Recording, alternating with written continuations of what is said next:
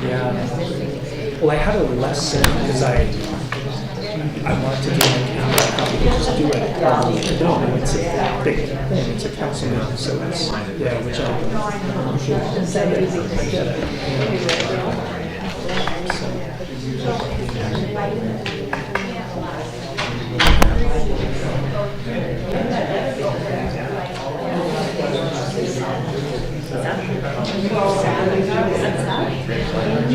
Oh, we might have got out to Australia.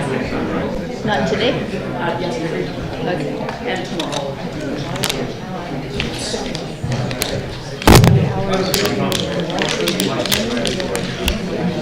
I was reading that report from the Yeah, it seemed really neat to me. I didn't spend that much time. sometimes I like to think.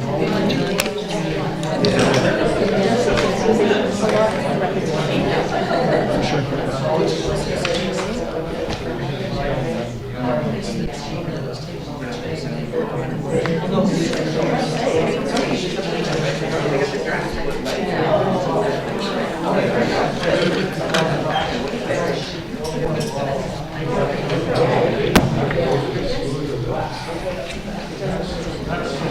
New glasses, look at that.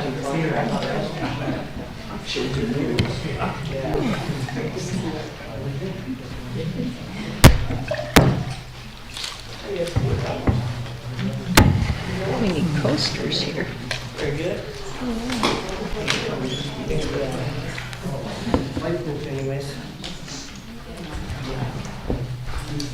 Good evening, everyone. We are going to start the meeting in just a moment, but I just wanted to remind folks to turn off their cell phones if you can.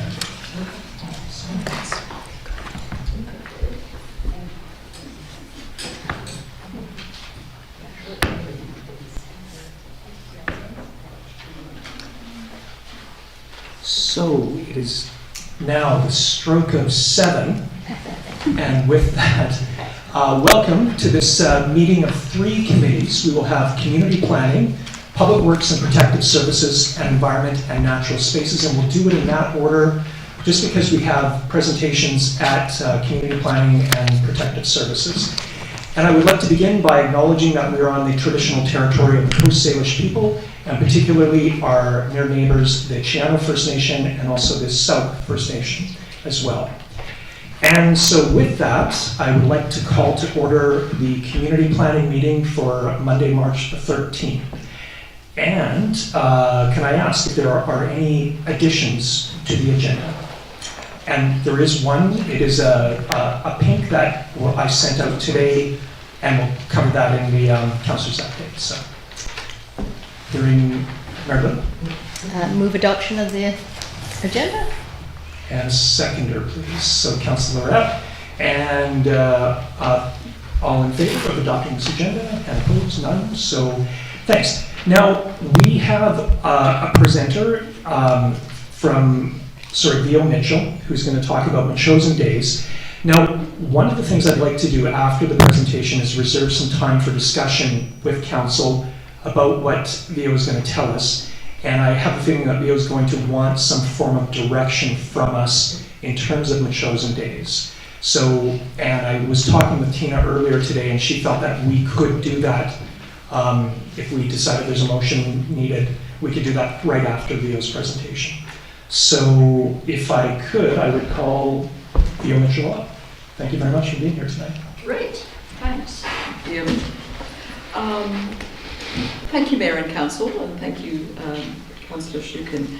I'm actually joined here tonight by 3 members of the Metchosin Day Committee, Helen Fletcher, Jill Peterson, and Judith Van Manen, who will correct me if I miss anything.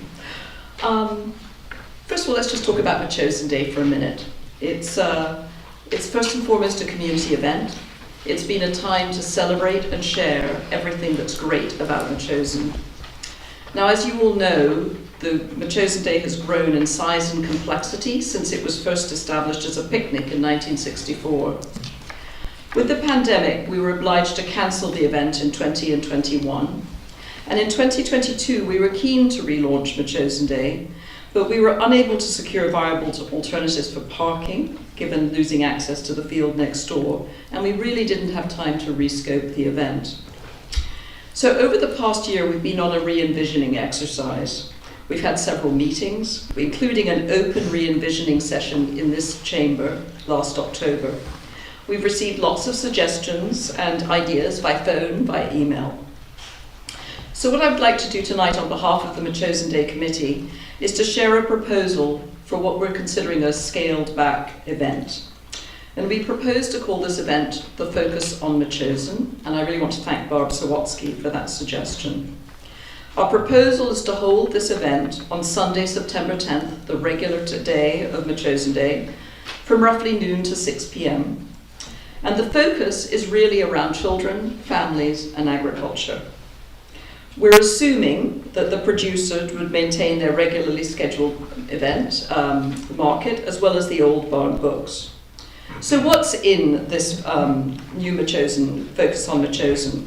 Well, the family events, the children's games, the digger, the junior firefighters, the water tank, the chicken bingo, the hay rides, the sheep shearing, the pigs. We'd keep the contests, the pet show, the pies, the veggies, the photography, and the baking. We propose to have Metchosin not-for-profits only. That would be the preschool, the church, the 4-H, the APRM. This would be a venue for awards, the community awards. We'd continue to have the entertainment, the stage. Helen Davies manages that and does a fantastic job. For food, we propose the Scouts. This is one of a major fundraiser for them. The Galloping Goose sausages, the snow cones. Perhaps the MCA would like to do their cobbler cafe. But the main centre would be the salmon and lamb dinner. We would preserve that. And what would be different as well this year is we'd make a really active effort to increase donations, probably drawing from the experience of Moss Street Market and others. We could even entertain, though I'm sure there'll be pros and cons whether we do a 50-50. But what's out? Well, sadly, we've actually decided that we'd probably remove the vendors entirely. The reason for this is there are many opportunities for vendors now in Metchosin. There's the very successful merrymakers. It's also, the vendors tend to occupy about 300 or so parking places. You have to remember we have well over 100 vendors. It's also the most complicated part of Metchosin Day to organise. We'd eliminate the beer garden. That's not going down well with some quarters. But we also have Mile Zero in the village square. We would not do the antique cars. They're actually incredibly popular and they're fabulous, but they do take up a lot of space. But we also understand they're going to have their own special day. We'd eliminate the food trucks, so more people would buy from the Scouts, etc. And we would eliminate advertising completely, except for the Muse and the Metchosin social media pages. Now, what about parking? Because this is the real bugaboo. In the old days, not the too far old days, but the Metchosin Day parking used to be on the cricket pitch, which is one consideration if it is dry enough, and obviously we'd need to get the cricketers to approve. We would like to use the old school grounds. That's roughly 200 places. We can also run a sprinter van from St. Mary's with their and council's permission. We've got some quotes on a sprinter van. It would probably be up to around $1,200, so we would need to fundraise for this. What we're requesting today is council's agreement to stage a Focus on Metchosin event on September the 10th, 2023. At the conclusion of this event, we will need to actually evaluate whether this re-envisioned Metchosin Day is workable financially and programmatically. So in staging this event, we're also kindly requesting council's continued and ongoing support for the public works crew. They're actually invaluable to what we do. And Metchosin in the past has always paid for the traffic control, the flaggers. Just a little bit of an aside, just to remind you, Metchosin Day is roughly a $20,000 operation. We anticipate that this year Focus on Metchosin could be around $16,000 in the budget. We have about 10,000 on hand, and assuming good weather and good dinner sales and assuming donations, we believe we should be able to break even. If we fall short, we would probably need to come back to council to cover the losses. It's important we get our steer in the next week or two, or perhaps after this meeting, as unfortunately, since COVID, you actually have to pay upfront for a number of services, like your toilets and your waste, etc. So we need to get those locked in quickly and pay for them upfront. I just want to underscore, this is really an experiment. It may not work. We may find that we're unable to provide ample and safe parking. We may find the event is too popular. We may find that it's not financially viable, particularly as we seek to limit advertising. On the other hand, it may well be that a scaled-back, low-key event is possible, and we believe there's strong community support for trying this out. And I think we really won't know until we try. So very happy to answer any questions, and once again, supported by various members of the committee who are here with me tonight. So Great. thank you. Thanks very much, Theo. Now, committee, I would like to ask if you have any questions for Theo. Go ahead. Well, I don't really have a question, it's more just a comment, but I think it's a great plan. I think we never know what's going to work or not work until we actually try it. I don't think there's any problems or issues that really can't be overcome. I think, I know there's been a lot said about parking, but you know what? People just figure it out, and it seems to work. And I just think, I think it's wonderful. I think to re-envision something, it might take a little while to get it all sorted, but we'll never know until we try. Thank you. So, Theo, I have a question. You mentioned risk associated with this event, and there's one financial, and I thank you for laying that out for us so we have a sense of where that is. And parking as well. I mean, is there, like in terms of risk, are you thinking about, congestion or just the, I don't know, what the impact of that many people or the potential of a lot of people in Metchosin is? Or? Yeah, I mean, our concern is, as a committee, we had lots of discussions about this. If you hold an event to attract people and you don't offer sufficient parking, you're actually assuming a risk of people parking on the roads, walking with kids. And frankly, none of us would forgive ourselves if something happened. So being able to offer safe parking is really key to an event of this size. Parking on the roads right down Rocky Point is really not a viable option in our view. Now, others may have a different view, but it is a concern to us for sure. And that's hence why we'd like to use the old school. And we'd really like to see, can we make this work if we really emphasize using bicycles, carpool if you can, limit it. But yes, that is the concern, is traffic and accidents. Great. Thank you. I would also add one more, actually, is we have a lot of seniors who love Metchosin Day. So while we build this as being built for the junior crowd, the children, seniors love to come. We actually never have enough handicap parking. Mm-hmm. So that would be something we really need to consider as well. And that's hence why we were thinking cricket field, or here we'd need to sort of juggle things around. Okay, great. Committee, any merit at all? I like the idea. I think it could work. Parking is going to be an issue. How many parking spots is there at St. Mary's? About 150 or less? Not even. Not I even. went and did a count today, it's around 85. I wonder if Westmont would allow you to also run a Sprinter From there? van or bus from there. That would give you, maybe 100 more, no, maybe 75 more. So that will be, and I was thinking maybe there should be some kind of bicycle activity, like children dressing up their bicycles in the old-fashioned way, and that would allow sort of impetus for people to come on bicycles. Good idea.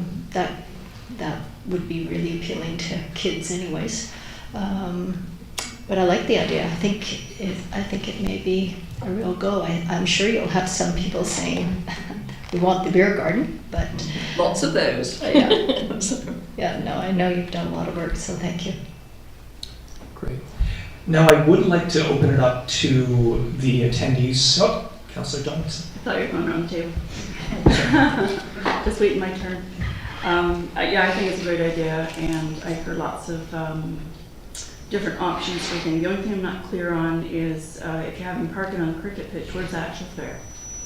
We would actually use this area back here, so the dinner would be here, and the pet show always used to be down here, so we would actually put it back to the way it was before the events. The digger would be down by the fire hall. The hayride could go all the way around as it did before. It would just be a little bit more concentrated. Okay, so I thought you said about having parking on the cricket? Yeah, but we could still have the hayride go around the Right. outside, yeah. So I remember a number of years ago when another organizer decided to have cars going through the whole fair, and that did create a little bit of a problem. It did. And I do remember that it was over 20 years ago, actually it was 24 years ago when I saw a little baby. We did have the market and fair out the front, so would it be better maybe to have the fair, for lack of whatever the new word is, at the back and the parking out the front here? Yeah, no, I mean, I think that's Keeping it a sort of really valid. condensed to the road, so Yeah. it's easier to get in and out of. Mhm. That would be one thing that I would think would be less for us. And I really like the idea that you've taken some time to think about the parking, because if I was a neighbor in the vicinity, whether it's down Newton Road or Perry Bay or Hillman or whatever, I think I'd be a little choked if people are blocking my access in and out. So yeah, lots to think about. And having no vendors, I can see where that would make a big change. Now, does that include activities that might be going on at the school? Because when we talk about event planning, if we have events going over there, they'll need parking. We have events going on here. So I'm thinking that's something we might want to think about, that this is the day where we celebrate and focus on Metchosin, the Metchosin Day, and take up the parking that is available on our properties. No, I think you're raising really excellent points and about traffic, etc. I think because this is a bit of a make or break year for us to find if this really works, if at all possible, it would be great not to have too many other events as sort of satellites to this. We've really got to understand, can we actually manage an event like this on an even keel basis? So yes, our preference would be that we just have this be a focus on Metchosin Day on Sunday. If other events want to take place on Saturday, fabulous. You know, all for it, but we've really got to see if this is going to work. Yeah, Or can we manage I it? agree. Yeah. Great. Councillor Bray? No questions, fabulous idea, thanks for all the work. Well, thank the committee, it's a great committee. Great. And we're always taking new volunteers, so. Leo, before you go, are there any questions for Leo from the audience here? So, Nicole? Would there be a Metchosin Day track or are you letting them go through? Well, you know, this is actually, I'm feeling guilty, I haven't called Andy yet, but we should figure out how to do that, because I know it's in the early morning, and we've been trying to think about the middle of the day, but let's absolutely talk about it and figure out how it can work. You know, we're keen on keeping as much of Metchosin Day and the pieces that really were a celebration, so let's absolutely talk about it. Great, thanks very much. Okay, Okay. thank you very much.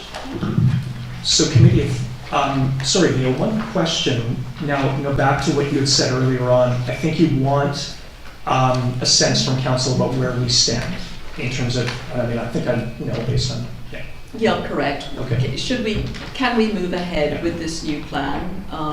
Is council still willing to support the traffic flaggers and join us on this, quite frankly, a bit of an experiment that we will all collectively sit down and evaluate at the end? Does this work or does it not? One question for you, I think this is kind of becoming an obvious thing in that maybe we need to develop a traffic plan. Like there will be a plan, of course, for Metchosin Days, but not a traffic plan, a parking plan. That seems to be the big thing. Correct, Yeah. absolutely. Okay. No, and I think Councillor Donaldson's point is very well taken, that you've got to have traffic, you've got to have an in and you've got to have an out. Yeah. You can't have people coming the same way, so spending time thinking about that traffic and what works is going to be critical, Okay. including the shuttle buses, etc. Great. Okay. Thanks very much. Now, committee, I what we could do is pass a motion making a recommendation to council. And I'm wondering if a motion would be, again, I didn't hear anyone, not like the idea that Leo's proposing. So we could do a motion to approve Metchosin days for September 10th, Metchosin Day for September 10th, on the condition that a suitable parking plan be developed for the event. Any other thoughts, or Councillor Johnson? So as we're working on an event plan for other events, I think that parking plan, Leo already talked about, toilets, all those sorts of things. It's already a well-functioning group of planners as it is, and just readjusting things. I think if we could have it in writing what the district actually has in mind for where the parking plan is due, so we're hand in hand.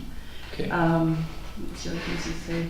I also support the idea that we provide the flaggers as risk management.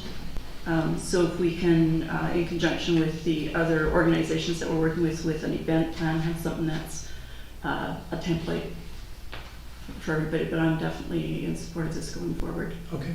Getting the logistics figured out. Great. So just to clarify though, the plan for Metchosin Day obviously there is a massive plan around the event. But parking, because it seems to be such a big thing, I think does deserve some attention. So are you suggesting that, is it working with staff to develop the plan, or? I think that's a good idea. Yeah, okay. Okay. It's just because she's got the history. Yeah. Yeah. Okay, great. Marilyn? I just think that if we can all start calling it focus on Metchosin, Metchosin. and never use the term Metchosin Day again, it would help us all, people to think about it differently. Okay. Sort of like, brand, forced branding. Forced branding. Okay. Okay, so could I have a motion So toward that? I'll make a motion that council approve in principle the focus on Metchosin Day of September 10th, 2023, knowing full well that we'll have financial obligations to the tune of, where's the 6,000? You said, or 4,000 plus the flaggers. Is that right? Yeah. Am I right with that? Because 20,000, you think it's going to be 16? Depending on how much the flaggers charge. Okay, around 4,000 plus the flaggers. Mhm. And that the chairperson of the Focus on Metchosin Day will liaise with the staff to develop a parking plan. Great. Now, Tina, do you have that? Okay, great. And do we have a seconder for that motion? It's Councillor Donaldson. And discussion. Councillor. Did you ever think about calling it something like Focus on Community Day or something, so we took the Metchosin right out of it?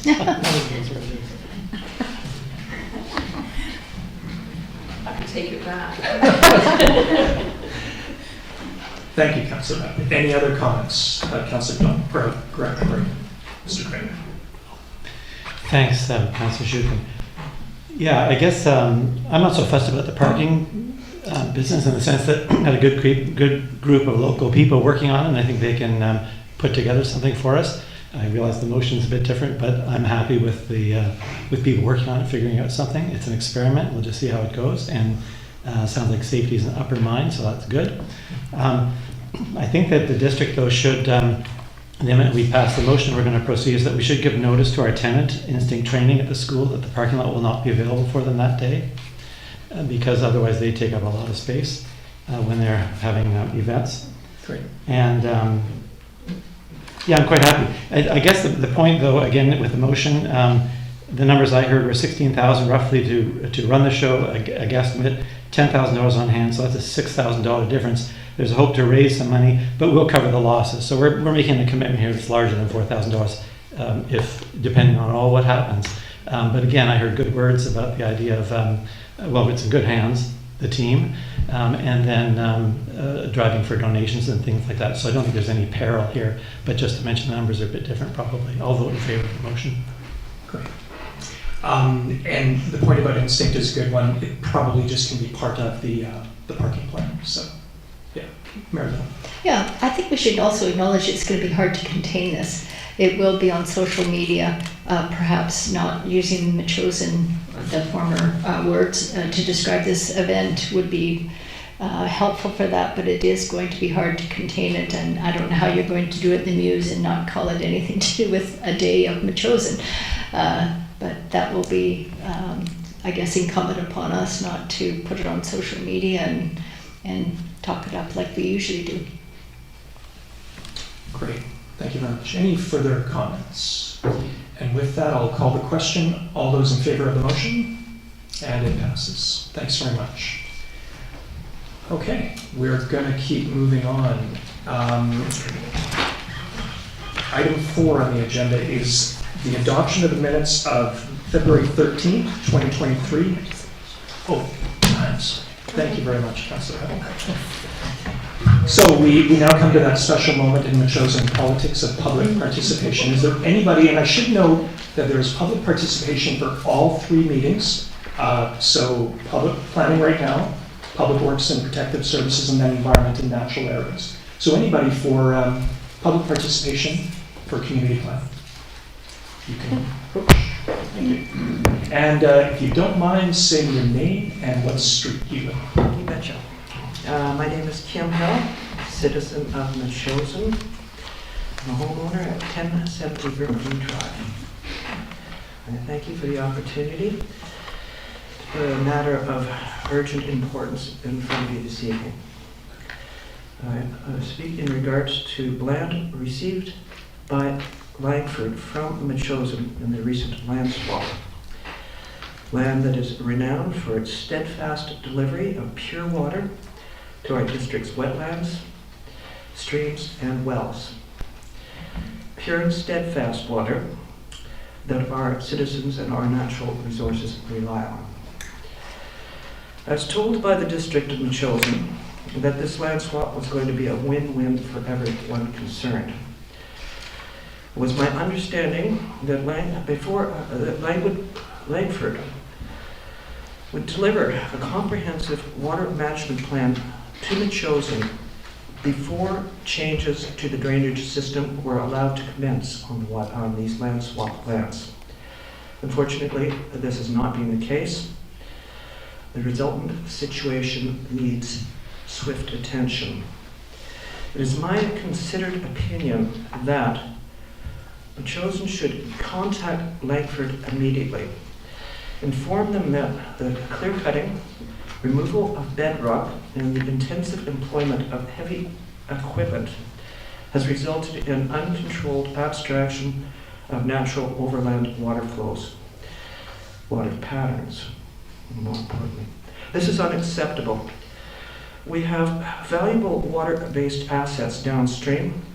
Careful maintenance of natural water flow patterning upstream is essential for their health. I believe we have sound reason to suspect that our groundwater recharge system is also being put at risk, especially in the light of bedrock removal being undertaken. I believe that children should inform Langford immediately of this, as well as to make it clear to them that we are serious about protecting our downstream water rights and our natural assets. I would suggest that we tell them respectfully but firmly, demand that before any further changes are made to the landscape, that we want to see a comprehensive water management plan for our inspection and our approval. Simply put, tell them to cease and desist work until we can make sure that their community plan does not wreck ours. It's not unreasonable that we demand such a thing. A comprehensive plan encompasses all facets of a water system, including the water supply, stormwater, and wastewater management planning. In large-scale projects such as those proposed on our northern border, It is totally a normal expectation to have these factors worked out and agreed upon by all parties concerned long before there are shovels in the ground. Further to this, I believe it is extremely important that Metchosin bring professional expertise on board so that we can assess what they have in mind in their water management plan. Making sure that we are in agreement. A hydrologist with a working knowledge of freshwater biology would be an ideal choice for a professional that we have available to have. We need a professional. It's absolutely essential. And we'll get to that a little bit further. But in conjunction with that, the examination of the immediate hydrological and biological concerns should be coupled with an initiative that allows Metchosin to understand, employ, and augment the flow monitoring data and the computer modeling established by Langford. They've done so for the upper part of the Bilston system. This need is especially important in the face of climate change acceleration. I was told by the district of Metchosin that the land swap was going to be a win-win situation for all concerned. My municipality made that promise to me. I expect my municipality to keep their word. I care not if there are different bums in the seats. Metchosin elected officials gave me that promise. And I'll hold them to their word. A little PS to that. I do not want you guys to be kicking this down to staff or sending it over to a committee for contemplation. Let me put it this way. If you notice that your child is throwing up blood, you'd be taking that kid to the doctor without delay. You'd seek professional advice. You'd want to find the cause. The symptoms of a serious problem are evident in our creek system. They are obvious. What is not obvious is the cause. They are hidden from public view unless one is privy to convert drone footage taken by a concerned whistleblower. I was given privy to those shots. Anyways, here's a deal for you. Hire a professional to go up and... Kim, I'm sorry, do you need you to wrap up here? I am. Thank you. Thank you. I've got a good deal for you. Hire a professional to go up and inspect the massive clearance work up there. If that person says everything is peachy keen, that we have nothing to worry about, I'll eat my words and I will pay for that, the fees, the cost for that to happen. I'm adamant about this. So thank you very much for your time and attention. If you have any questions, I'd be happy to answer them for you. Thank you very much, Jim. Okay. Would you like a copy of this? Please, please. Thank you, Kim. Thank you. Anyone else for public participation? Bonnie. Good evening, Bonnie Hoover, Neil Road. January the 29th, 2017 was a very upsetting day. I was sad to hear that the land swap referendum had passed and our municipal boundaries would be changed. And to lose Center Mountain in the process was unthinkable. Metchosin would never be the same. I couldn't believe it. I had attended a special council meeting at the community hall where all the parties explained the details, questions and answers were given. Everyone knew of the impacts. I was part of a Vote No group, which handed out pamphlets on the reason why we said no. There was also a mail-out sent to all Metchosin residents providing some alternatives. I had done everything I could do. If only the golf course had gone through, our borders would have remained the same and all that land would still be in Metchosin. But we cannot undo history. We have to move forward. What we have to do now is protect our green space buffer land, at the same time protect our borders. If we don't, we will not have what I call the special place called Metchosin. I am presuming that the working group that Councillor Shukin speaks of will take a quick look at the history, i.e. the past, where we are at now, i.e. the present, and mostly where we're going next, i.e. the future of the buffer land. There already is a lot of information from presentations, speeches, emails, letters, and the survey comments. Now the work begins. The referendum provided us with 250 acres of parkland, section 25, 28, and 95, and approximately 113 acres of green space bufferland. Now we need to uphold the referendum. I'm very happy to hear that the public engagement process is moving forward. It has almost been 7 years, spanning 3 different councils since this journey began. Thanks. Thanks very much, Bonnie. Well said. Thank you. Anyone else for public participation? Robin, need your name and where you live. Thank you. Hi, my name is Robin Tunnicliffe. I live at 565 Wooten Road. I just want to put in a plug for funding the full cost of a community agriculture plan. I know that some folks think about farming as simply adding rural character to neighborhoods with cutesy farm stands dotting the roadsides, but I'd like to draw your attention to a more substantial view of what farming can do for our economy and our well-being. A key concept in regional economic development is the local multiplier effect. This refers to dollars generated within a community from local business activities. Farms have one of the highest multiplier effects of any economic activity because of how they operate. For every dollar that is spent on locally grown products, it generates $4 for the community. So how is this possible? So here's an example. So Marie-Therese spends $1 at our farm stand. We give that dollar to Nick at tractor time to repair our tractor. Nick gives that dollar to his mechanic who has a coffee at Tony's. Imagine he spent part of that dollar at Steve's flower stand, or for Tom and John's pork and lamb and wheat. Circle, circle, circle. The money all stays here. If Marie-Therese had chosen to buy her carrots at the superstore instead of choosing a Metchosin grown product, the dollar would largely leave the community forever, cycling through distant distribution centers and shareholders. Imagine if we had serious production farms all along our small plots in Metchosin. The millions of dollars that leave our community that are spent on food could be spent ensuring that we're all well fed, that we have agency over our food future. I think everybody's feeling that at the grocery store, a lack of agency. It could ensure that we have contact with each other and contact with nature. The benefits go on and on. I think the cost of not planning for agriculture suddenly comes into focus. Thanks. Thank you, Robin. Alison. I'm Alison Leduc. I'm one of the new directors for the Bilston Watershed Habitat Protection Association.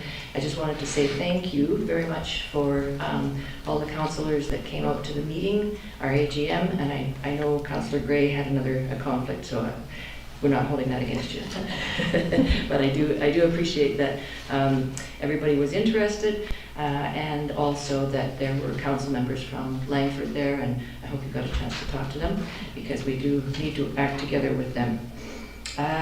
So we had great guest speakers from the Friends of the Todd Creek Watershed, Mary Haig Brown and Winona Pugh. We had presenters from Metchosin and Langford talking about how crucial it is that we work together to try and protect our watershed and figure out what we need to do, because it is under extreme pressure.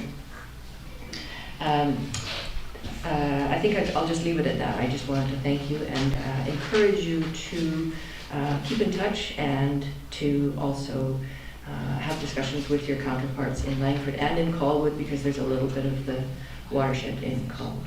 Yeah, thank you. Thanks very much, Alison, and congratulations on a great AGM, and I expect we'll be hearing more from the association. Yeah, thank you. Gary? Thank you, Jim.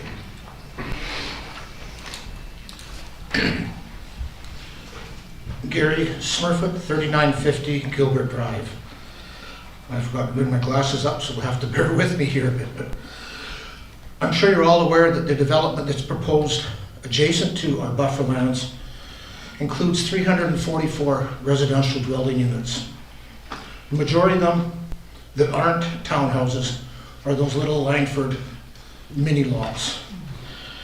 If you've looked at the plans, the preliminary plans for subdivision application show some areas have over 6 meters, as Kim referred to, of change in the existing grades. That's bound to change the drainage patterns. You have a covenant on our property that says we are supposed to receive a stormwater management plan before any development goes on the other side. The stormwater management plan, I would assume, as the standard practice is, would be reviewed by the district.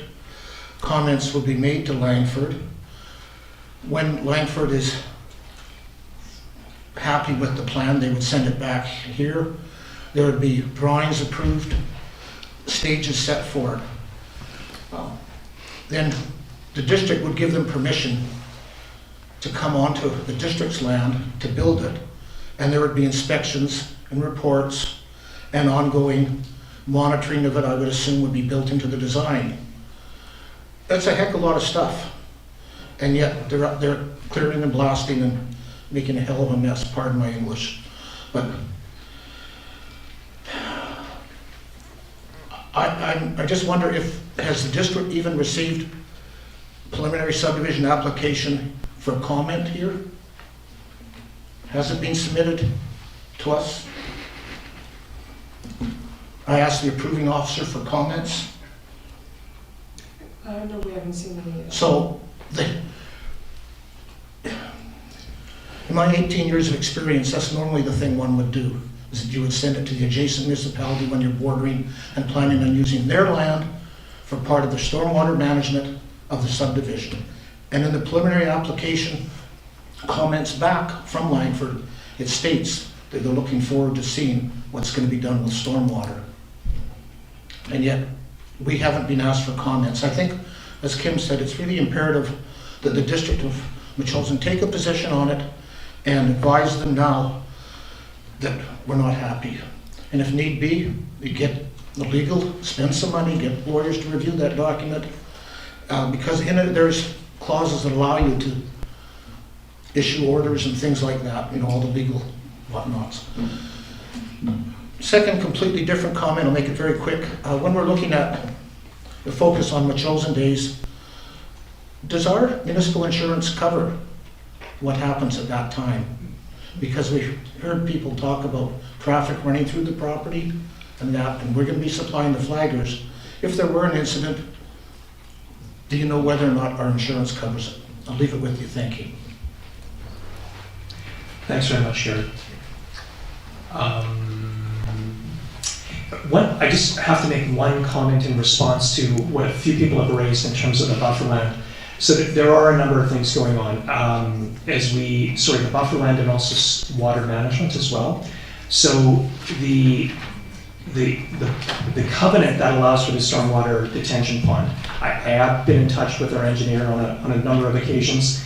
But the other thing that's going on is we've got a request for a policy to be put in place that any stormwater management plan related to the pond that might go in the buffer land is referred to NEASC. And so that will allow another set of eyes before there is approval for that. So that's something we're underway with. We have also met with Langford Council about the buffer land, and there have been other meetings around that as well. So we are keeping an eye on it as aggressively as maybe some are requesting. I don't know, but I will touch bases with one of my counterparts with Langford Council as soon as I can. We do hear your concerns, absolutely. So, and Sue Lynn, I have to ask you just about the question about insurance. I have to assume that we're well covered with insurance in terms of we would ask the society to provide that insurance, naming Okay. us as the additional insured. Okay, So that mitigates our risk. great. Okay. Public participation continues. Nicole. Gosh, Shukin, Bond Road resident. I just want to add my voice to Kim and Gary's and Allison's. And I had the opportunity to walk the bufferland up to the edge of the Centre Mountain lands where the so-called development is taking place. I actually think development is way too good a word. Like, this is mountaintop removal mining that is happening in Langford and is now right up against our borders.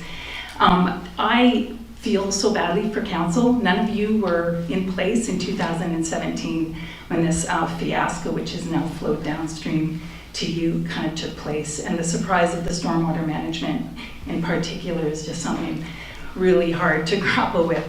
But the one thing that I noticed with others who are walking in that area, and I invite everyone to walk to the edge of the bufferland and go up and see the absolute destruction of Centre Mountain. 280 acres have just been torched. But the one thing I noticed is that our boundaries are not that well marked. And I do think a really careful survey and some really careful marking, because the big machinery that's up there, it could easily eat, 2 extra meters into Metchosin's bufferland, and once the damage is done, it's done. So yeah, that's, I guess, my point is that if there was some way to have staff monitor almost on a weekly basis what is taking place on those lands, because it is super aggressive, and also just have that really clear boundary marked, that would be a safeguard. Thank you. Thank you, Nicole. Go ahead. Oh, sorry, Sean. Yeah, just a comment about the boundary. 2 weeks before Christmas, I walked up there with Mark Asselton, the chair of Parks and Trails, and we found all of our pins, which were, with the exception of 2, which I think were buried. We found all of them. They were on our property. The trees were still standing. Now, I know there was a group of you that, several of you are in the room tonight, that were up there on the weekend, and I have to say I haven't been up there in a couple of weeks.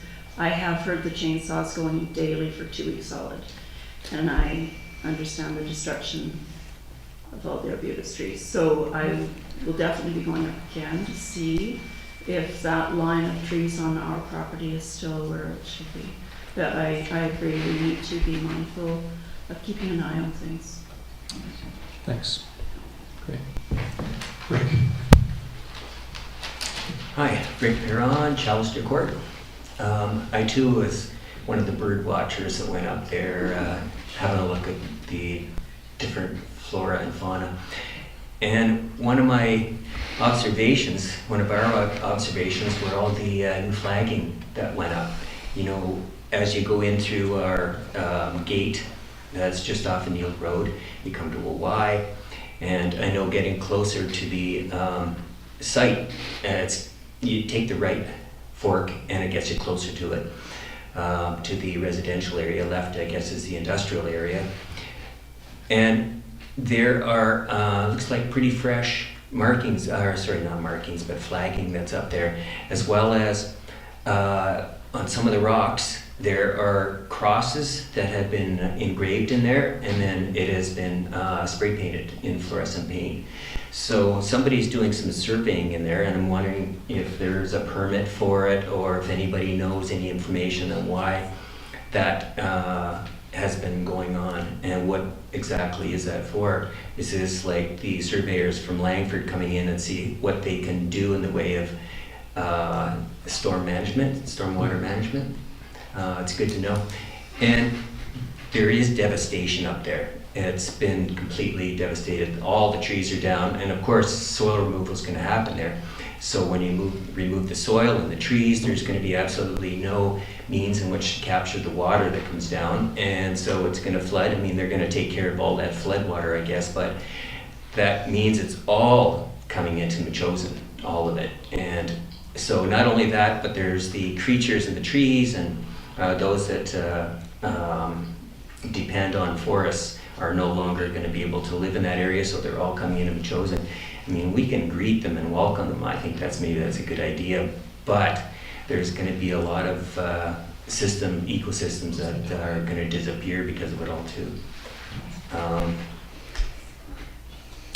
Yeah, I don't know if this is the right committee meeting, but it seems like we're at it now. So Thanks. So anyways, if you can find out about the markings in there, that would be wonderful. Yeah. What all that flagging is all about.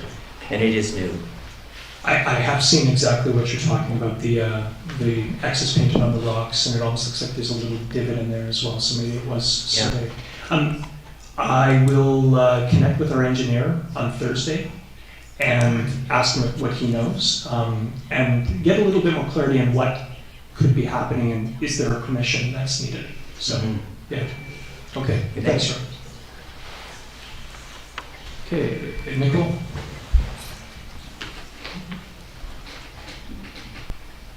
Nicolette on Callister Court. I'm going to comment on the same thing. I was there on that walk. I was there 2 days in a row, and it's just so disheartening to go there and see the degradation of the land. And one of the things I noticed was the pitiful riparian area management. They have tape flags wrapped around bushes, and there's the creek, and there's absolutely no protection. There's a thin fence that's been pushed down, and there's gravel, and there's trunks of trees that have been cut.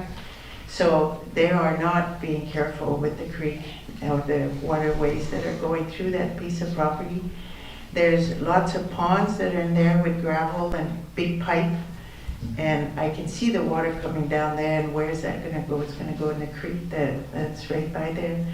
And when we speak about our contract engineer, there are different types of engineering, and I don't know if this fellow is skilled in hydrology, because I think this is the biggest impact right now. They're changing the lay of the land, and I don't know what we can do about that, but thank you. Thanks, Nicole. Okay, going once, twice, three times for public participation. Thanks very much, and we will, excellent comments, everyone. Thanks very much. So let's move on to the, back to the agenda, and we'll go to item 4A, which is the adoption of the minutes from the community planning meeting of February 13th. We have seen these minutes before, and I wonder if I could have a motion to adopt. So moved. Councillor Gray, Councillor Donaldson, second. All in favor? That's passed. The next set of minutes is from the special community planning meeting of February 21st. And if I could have a motion to adopt. Councillor Gray? I guess we're not adopting. He's from, yes, to adopt. To adopt, okay. And seconded by Councillor Arap. And before we take a vote on this, I just wanted to go through this. Just make a few comments about this meeting. So this was the meeting on February 21st, jointly with the Parks and Trails Committee. I just wanted to highlight a few things. So first off, what a great group of people that committee comprises. Some of them have been active on Parks and Trails, the committee, for 20 years, and probably collectively there's almost 100 years of experience there. So we were asked by PTASC that there were a few requests that they made of us. So when we request input from them, we aim to be clear on what the direction was and what we were seeking, providing some background and information that's relevant to the decision or the recommendation we're trying to make. And along these lines, when we get a recommendation back from them, that we provide feedback in terms of what they've given us and how we use that feedback.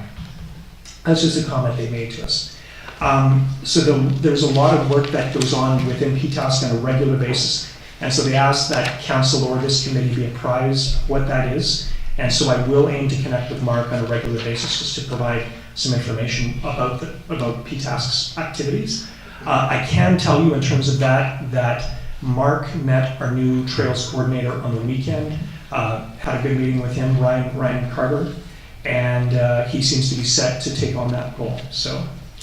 And collectively, we talked about roadside trails, about more opportunities for parks and trails, and there were discussions about technical matters like invasive species, sign replacement, dangerous trees, etc. So overall, a very good meeting. So we have somebody put forward the motion. We have a seconder, and any further comments? Well, maybe I just add to that the other comment that Mark Atherton made or was discussed was this issue of undeveloped orphan parks that we may want to review. And probably there's lots going on right now, but Yeah. during the term here, I think that the notion of adding funds to our park acquisition fund or taking a look at that land sounds like a great idea. Very much, yeah. With no further comments, I will call the question. All in favor of adoption? Thank you very much. Okay. We now go down to reports. And so item number 7, Councillors' update. I will try and make this as quick as possible. So first item, the Bufferland Working Group, as Bonnie has mentioned, that was approved at our last meeting in terms of reference, and so there is now a recruitment process underway. And if anybody is interested, we just need a simple email from you. You can send it to Mayor and Council, and stating your interest in some of your qualifications. And it is Council that selects the working group, and it is up to 9 members, but 2 of those members are Councillor Donaldson and mine. The application period ends on March 27th. So, the Weirs Beach Trail. So we have talked about this at Council. PTASC has also picked this up as well, and there's a subcommittee that's formed. So we have met with a number of the residents, especially those living in the area, right alongside the trail.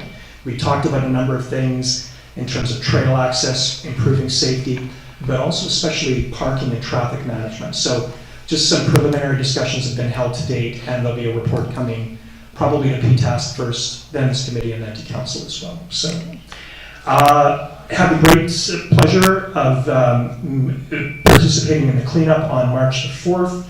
And excellent event, and thanks. I know there were a number of people here who came out. And one of the interesting things about this event is you get a kind of a socio-demographic profile of Metchosin. So, for example, we would go up the one side of the street, and we would find nothing but Tim Hortons, and there's somebody that has a penchant for little mini cans of 7-Up. But coming back down the street, it was all McDonald's. So. Anyways, but thank you very much to the fire department for organizing that. So, events of note, as Allison had mentioned, the Bilson Creek Watershed Habitat Association had its AGM. There were 70 people there. It was an excellent event and fantastic turnout. Tomorrow there is the AGM of the APRM, and that will feature a talk by Thomas Homer Dixon. That's in the Metchosin School gym. It's one of the first. It is the first event in the new gym. On Wednesday, there is an open house hosted by about the Tummock Treaty negotiations. That's from 4:30 until 7:30 at the community hall.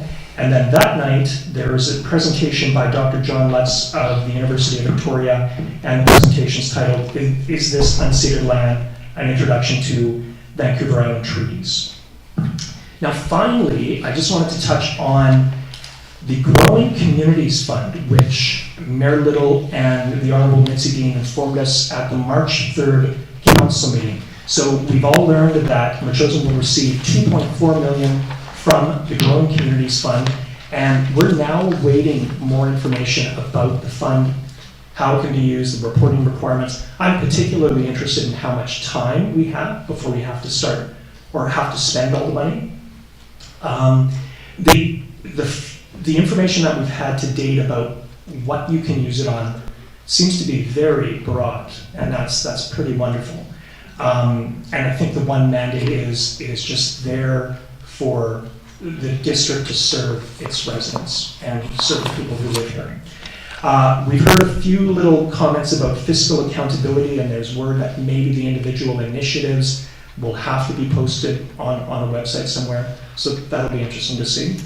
And we will be having further discussion with the community about how to use the funds. There is a strategic planning process underway with Council right now. We're hoping to wrap that up in the next few weeks, and that will allow us to sort of have more dialogue with the public. So, great. That, Going back to the Tummock Treaty Association, the open house on the March 15th, I encourage all the community members to attend. Councillor Donaldson and I attended the Souk event, and so what you'll find is multiple boards distributed within the Metchosin Community Hall. There'll be facilitators at each event, so you can ask lots of questions. And the whole treaty process is explained, why there is a treaty process, and then specific areas. So I encourage all of Metchosin to attend that. It was a very good event in Souk. Great, thank you very much. We'll now move to item 7B, which is a development variance permit for 4990 Ireland Place, which is in the Arden Road area. And we have a recommendation by our planner to request that notices be sent out to the landowners within 60 meters of the property, informing them of the request. Again, it has been maybe a late stage, standard that we will do a site visit. Mm-hmm. Now, this DVP seems to me pretty standard. It doesn't seem like there's anything too odd or complicated about it. It has to do with the designation of front yard and side yard, and if it was reversed, they wouldn't need to be coming to us with a DVP. Still, I believe it is good practice for council to do a site visit, and I'd be interested in doing that. So, any further comments on this application at this stage? We will have a chance to talk about it further. Councillor Gray?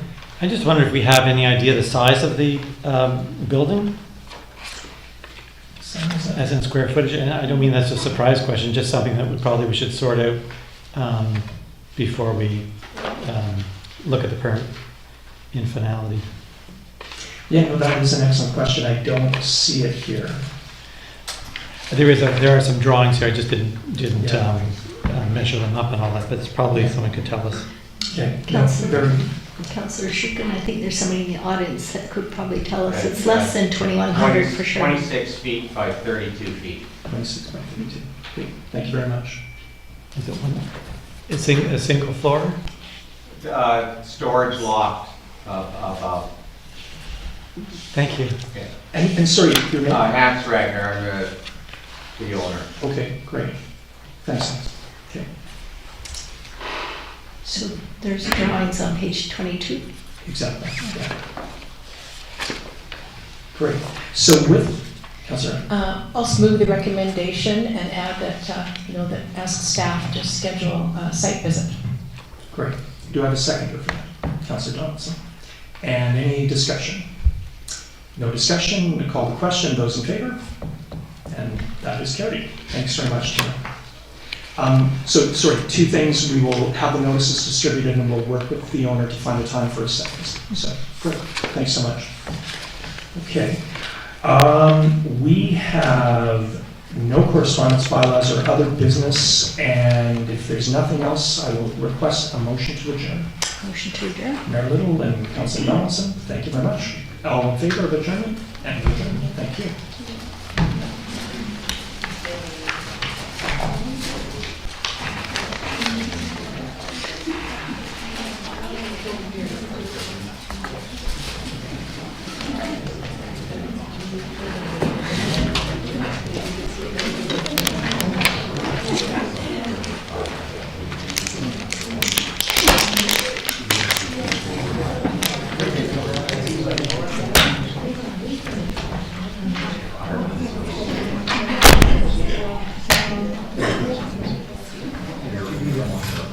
Just give me a heads up when you're ready to go.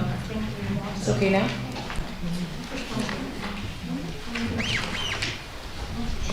Okay, welcome to the Public Works and Protective Services Committee meeting.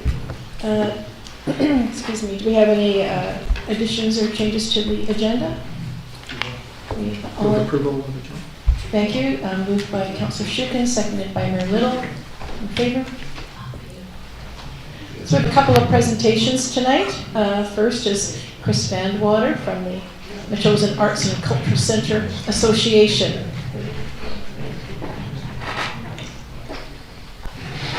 Hi everyone. Good evening, Mayor and Council. I'm Chris Vandwater from 4569 William Head Road and President of the Metchosin Arts and Cultural Center. We should by now all know there is the second floor in the MACA portion of the school. There's 2 large rooms upstairs. One's leased by Charlotte Huber, Indigenous Liaison, along with Arnold Lim, videographer. The other room is the do-it-yourself room, which attracts all kinds of people, some of who need a lift because of mobility issues, people with walkers, baby strollers, and heavy supplies. Another factor is there's upstairs access to 2 large washrooms. MACA would like to install a platform lift so everyone can access the second floor, but financially, we can't do it alone. The cost for the lift is $26,500, plus installation of a 15-amp fuse disconnect plug, the value of which is about $1,500 for that. So our total is $28,000. There's no GST. So in order to pay for this stair lift, MACA is willing to put up $10,000 and also cover the cost for the dedicated circuit with the plug. The lift capacity, according to the manual, is 550 pounds, but it's 650 pounds in the US, so I don't know. As well, MACA, in conjunction with the municipality as a point of contact, is applying for a grant from the Victoria Foundation. Our reasoning here is that MACA incurred unexpected expenses when 2 of the old gas furnaces had to be replaced. The deadline for this grant is a timely April the 4th.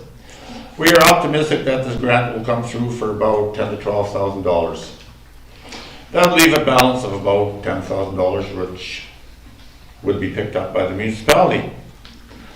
It's the right thing to do, and we forward this attractive proposal at this opportune time as a way to finance this stair lift and get it done. If we don't do it now, when are we going to do it? I mean, there's lots of handicapped people around. We just heard VO say they need more handicapped parking for Metchosin Day, so there's a whole bunch of us that need it or will need it. But anyways, thank you very much. Thank you. Are there any questions? Does Council have any questions for Chris? I do. Chris, please, if you could come back for a second. Yes. I'm just going to grill you with a few questions. Chris, thanks very much. When do you think you might hear from the Victoria Foundation about your grant application? Good question. So if the deadline is April 4th, I would think it wouldn't be more than a month after that. And yeah, it's perfect for their grant. Second question. Is it your understanding of the construction and the installation of the stair lift? Is it challenging? No. Easy to do? No, it's very easy. The company Arcadia, they're really used to doing all this stuff. They've put lots of stair lifts in around the municipality here. And this is a good one. They have an engineer that comes and checks it out because it's a commercial installation.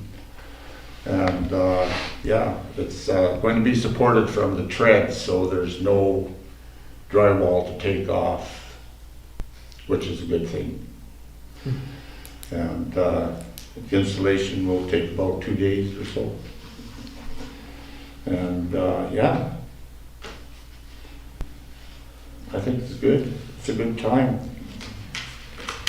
So I got these information packages here. You can look at it later or whatever. Thank you. Thank you. Thank you. Okay.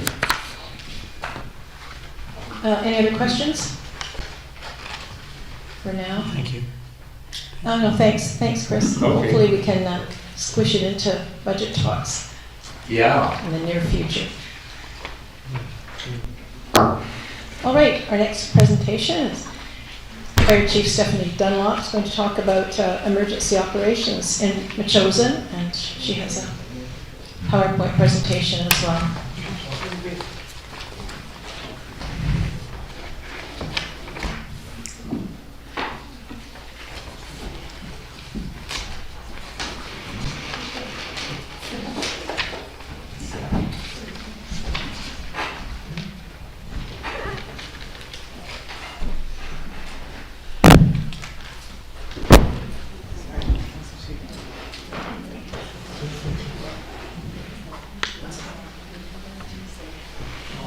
Thank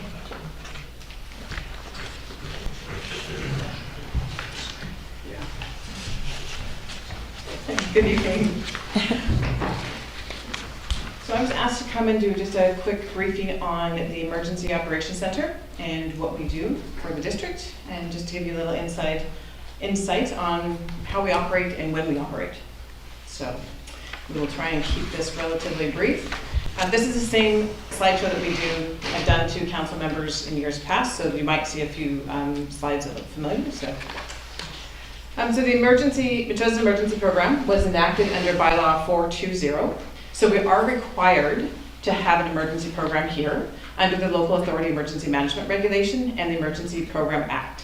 So federally and provincially, we're required to have an emergency plan and someone to coordinate that. That's me. So thank you very much for that job.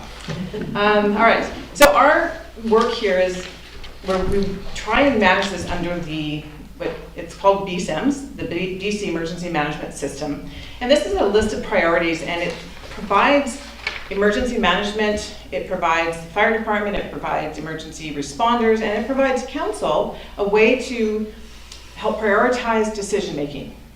So for example, if there was some kind of an event or an emergency where we had to decide whether or not we should, a decision that would either save the private property versus infrastructure, we can actually go back to this BSERM, it's a provincial structure to make those decisions. So everything that we do inside of the emergency management, it actually comes back to these priorities and how we manage the disasters or emergencies that might come down the pike. So I wanted to go over kind of what we do here locally and how we respond. So under the provincial guideline, there are 3 levels to the Emergency Operations Center. Level 1 is very basic. It's a house fire, it's a car accident, a small hazmat spill, that sort of thing. It might be a windstorm that we have. And even though it's just the fire department that you might see out there, we actually activate at times our level 1 Emergency Operations Center. And that might just be the firefighters, it might be we let some of our people in the Emergency Operations Center know what's going on. And then I, as a director, will maybe call in a few other additional resources. It's our day-to-day kind of bread and butter, small emergencies, if you will. All right? We still sometimes have to get the province involved, and that's when we have to take care of people. So it's our municipal requirement to take care of people when they've been evacuated or have had to leave their home due to an emergency. So then we have to take care of them for 3 days. We then go through the province and we activate our EOC, and we're able to support them with housing and basic needs. That's kind of a level 1 response. So here we've had 3 already this year, basic fires, that sort of thing. A tree that falls through somebody's home if they need a place to stay because they can't safely stay in their home, we would activate a level 1 EOC. Okay? Level 2 is stepping it up a little bit. This might be a larger fire, it might be a couple of agencies involved, it might be a cross-border thing with one of our mutual aid partners. The Blinkhorn fire might have been a level 2 had we needed to actually evacuate people. This is when we're actually going to call in some additional resources from our emergency program. We might call in an information officer, someone to start doing all of our social media, talk to the media, that sort of thing, and a liaison officer. That would be somebody that talks to other agencies that might be involved. Right, so it's just a little bit bigger. And then there's the big one, which is level 3. That might be a catastrophic, big, huge fire, a regional event, an earthquake, tsunami, that sort of thing. Right, and that's when we're calling in everybody, and that's when we get the full activation going. And that's also when we really utilize more of the demands from the province as well. So we then go up to the province and get additional resources, and that's kind of that connection, is being able to have the province there to support us when we don't have the resources that we need. And that might be support of backhoes or maybe somewhere to stay, that sort of thing. Right? It really depends on the event. If it's a regional event and it affects everybody here, then sometimes even the province has to go out to other provinces, and so it goes across federally. So it's a way to be able to get resources. If we don't have it here, we can go outside and then up the ladder to other agencies and other levels of government. Inside our emergency program, we have 5 basic components. We have our Emergency Operations Center, and they're the staff. They're the management people that actually move the trains and kind of prioritize response during a bigger event. We have Search and Rescue. I'm sure you've seen them out quite a bit. They wear all the red jackets. Our Neighborhood Emergency Preparedness Program, our Emergency Support Services, and our Emergency Communications. These are pictures of our little EOC, which is the old municipal hall, that little building right next to the fire hall down there. Our emergency social services, just very basically, they provide food and lodging and basic needs for those who have been forced to evacuate under some kind of an order. So when you think of the fires up in the interior, all those people that were evacuating, they were doing that under a formal state of emergency, a declared state of emergency. They were required to leave their home. If you self-evacuate, that does not fall under the need and the guidelines for support. That's our reception center. So our reception center is where everybody, when we tell people to evacuate, that's where they go, and that is at the new St. Mary's Church. So we just have it all laid out, kind of a little mini town. We have our Emergency Preparedness Program, or our PODs, and that is just, we have our neighborhoods all kind of coordinated in little groups to have connections. So should something happen, we can check in on our neighbors, you can share resources, they can train together. There's lots of different benefits to be part of a pod. I'm trying to see if there's anything here. We do lots of training, first aid, rapid damage assessment, all kinds of Fire Smart. That's a big piece to our neighborhood emergency preparedness program. And then also, of course, during an event, that's a key. The pods play a key role in just checking in and reporting them to the EOC, so we can do a check-in process. We have our emergency communications, and that is a group of people that are very dedicated to a topic that we all think is very boring, and that's ham radios. So they use ham radios and lots of other means of communication. So it's not just the ham radios, but that is a big component of it.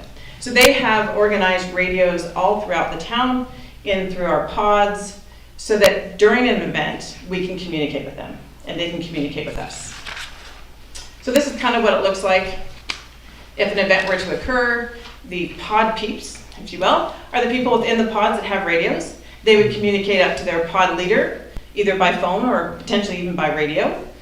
They would go to the Emergency Communications Center, the EOC, and they would then let us know, as the director, whoever's managing the incident, how things are going. If that neighborhood has a tree down and we can't get there, we need to know that sort of thing. If there's a fire somewhere, whatever the situation might be. So it's a check-in process. This is kind of a timing. If there were a massive earthquake, kind of what we're hoping, how that process would look as far as that check-in.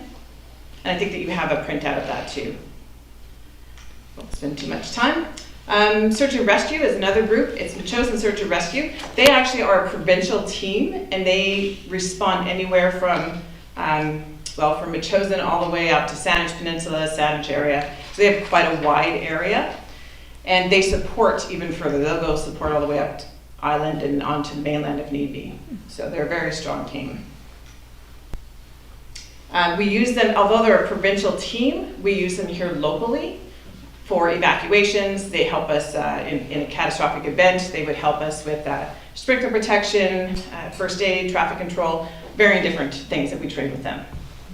So they're not only a provincial resource, they're also a local resource here for us. Now, being in Metchosin, and we know that if anything catastrophic were to happen, we would have very limited resources here in Metchosin coming from outside. So ambulance probably wouldn't be here day one.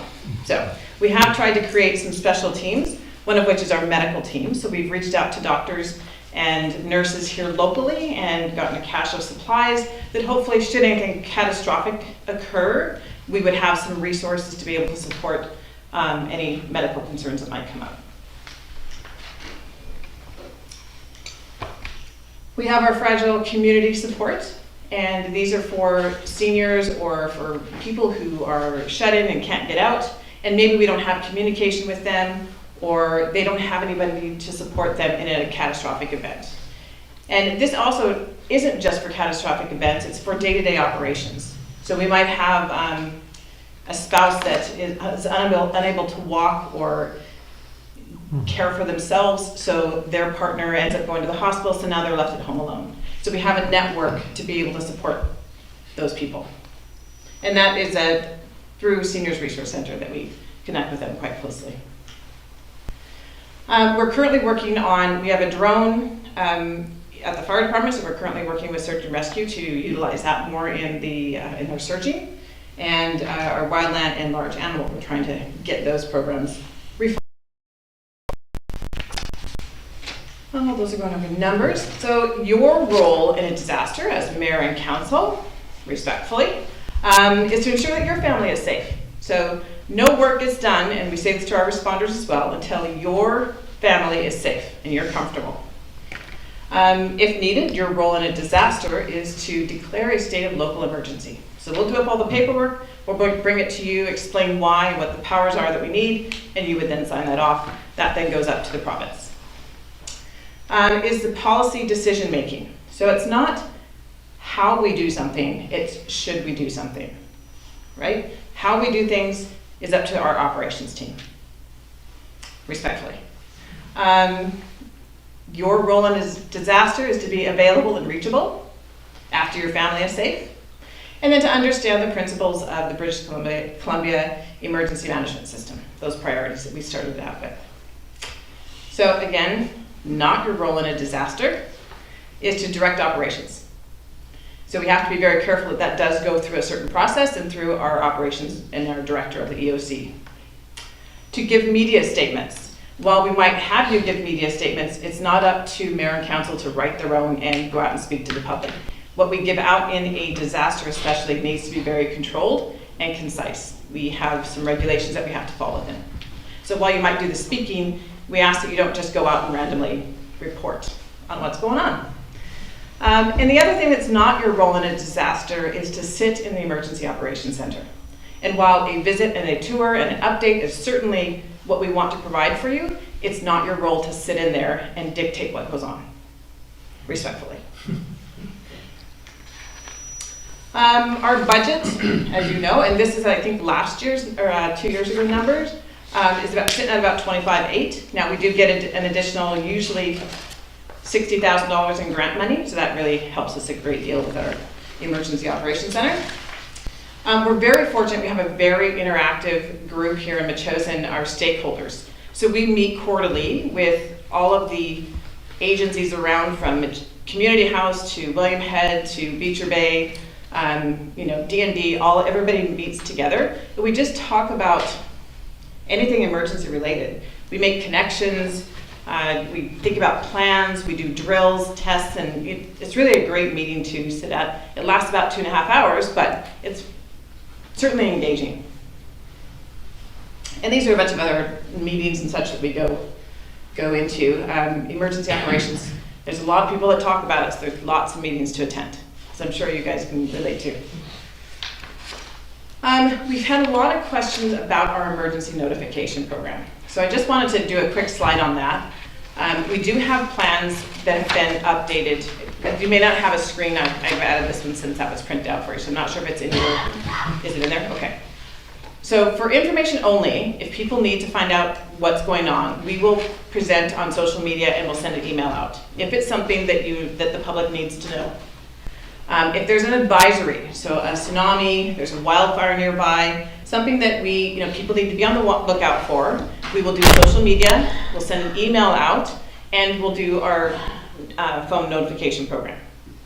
If there's an imminent or urgent thing, there will be the emergency phone notification, just massive to everybody. And that we have done a test on that. It does take 30 minutes to get everybody out, but everybody who's on the list, which is about, I think 3,000 people, gets a phone call.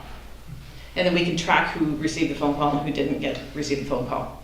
And of course, we'll do social media and email as well. All right, so the phone notification is also to pick up the phone and notify people in specific areas if it's that serious. So let's take, for example, the William Head situation. That's where that would fall. Okay? How to get onto that emergency phone notification is through our emergency program website. So it's www.metchosenemergencyprogram.ca. On the front screen is a big button that says add me to the emergency list. And you click on that, and that takes you to the screen over on the right there, and you just fill in your name, and that comes directly to me. And we put you on the list. So you have to ask to be put on the list. It's not something we just automatically do. And I don't know if we can play this. This is what, we're gonna do a drill here in May, and this is what it will sound like if this works. Exercise, exercise, exercise. Probably not. This is Stephanie with the Metchosin Emergency Program. There is no emergency. Please do not panic. The District of Metchosin is conducting 8-second tests for our emergency notification program. If there had been an actual emergency event, this message would provide you with official information and instructions on what you should do. Thank you for participating in our drill. End exercise. So when we do our drill, that's the voicemail, that's our automated messaging. So I record what's going on, and then that emergency notification goes out to everybody, and that's the kind of message that you would hear. So it's my voice saying, here's what's going on, here's what I want you to do, only it won't say exercise. So when we do an exercise or a drill, that's what it will sound like, and we're hoping to do one here in May. So. Chief, does it come with a special? Whoops, sorry. Does it come with a special like a ring or alarm, like those provincial level alerts that we get? Okay, now I can't stop this. It's just, or is it just a phone call?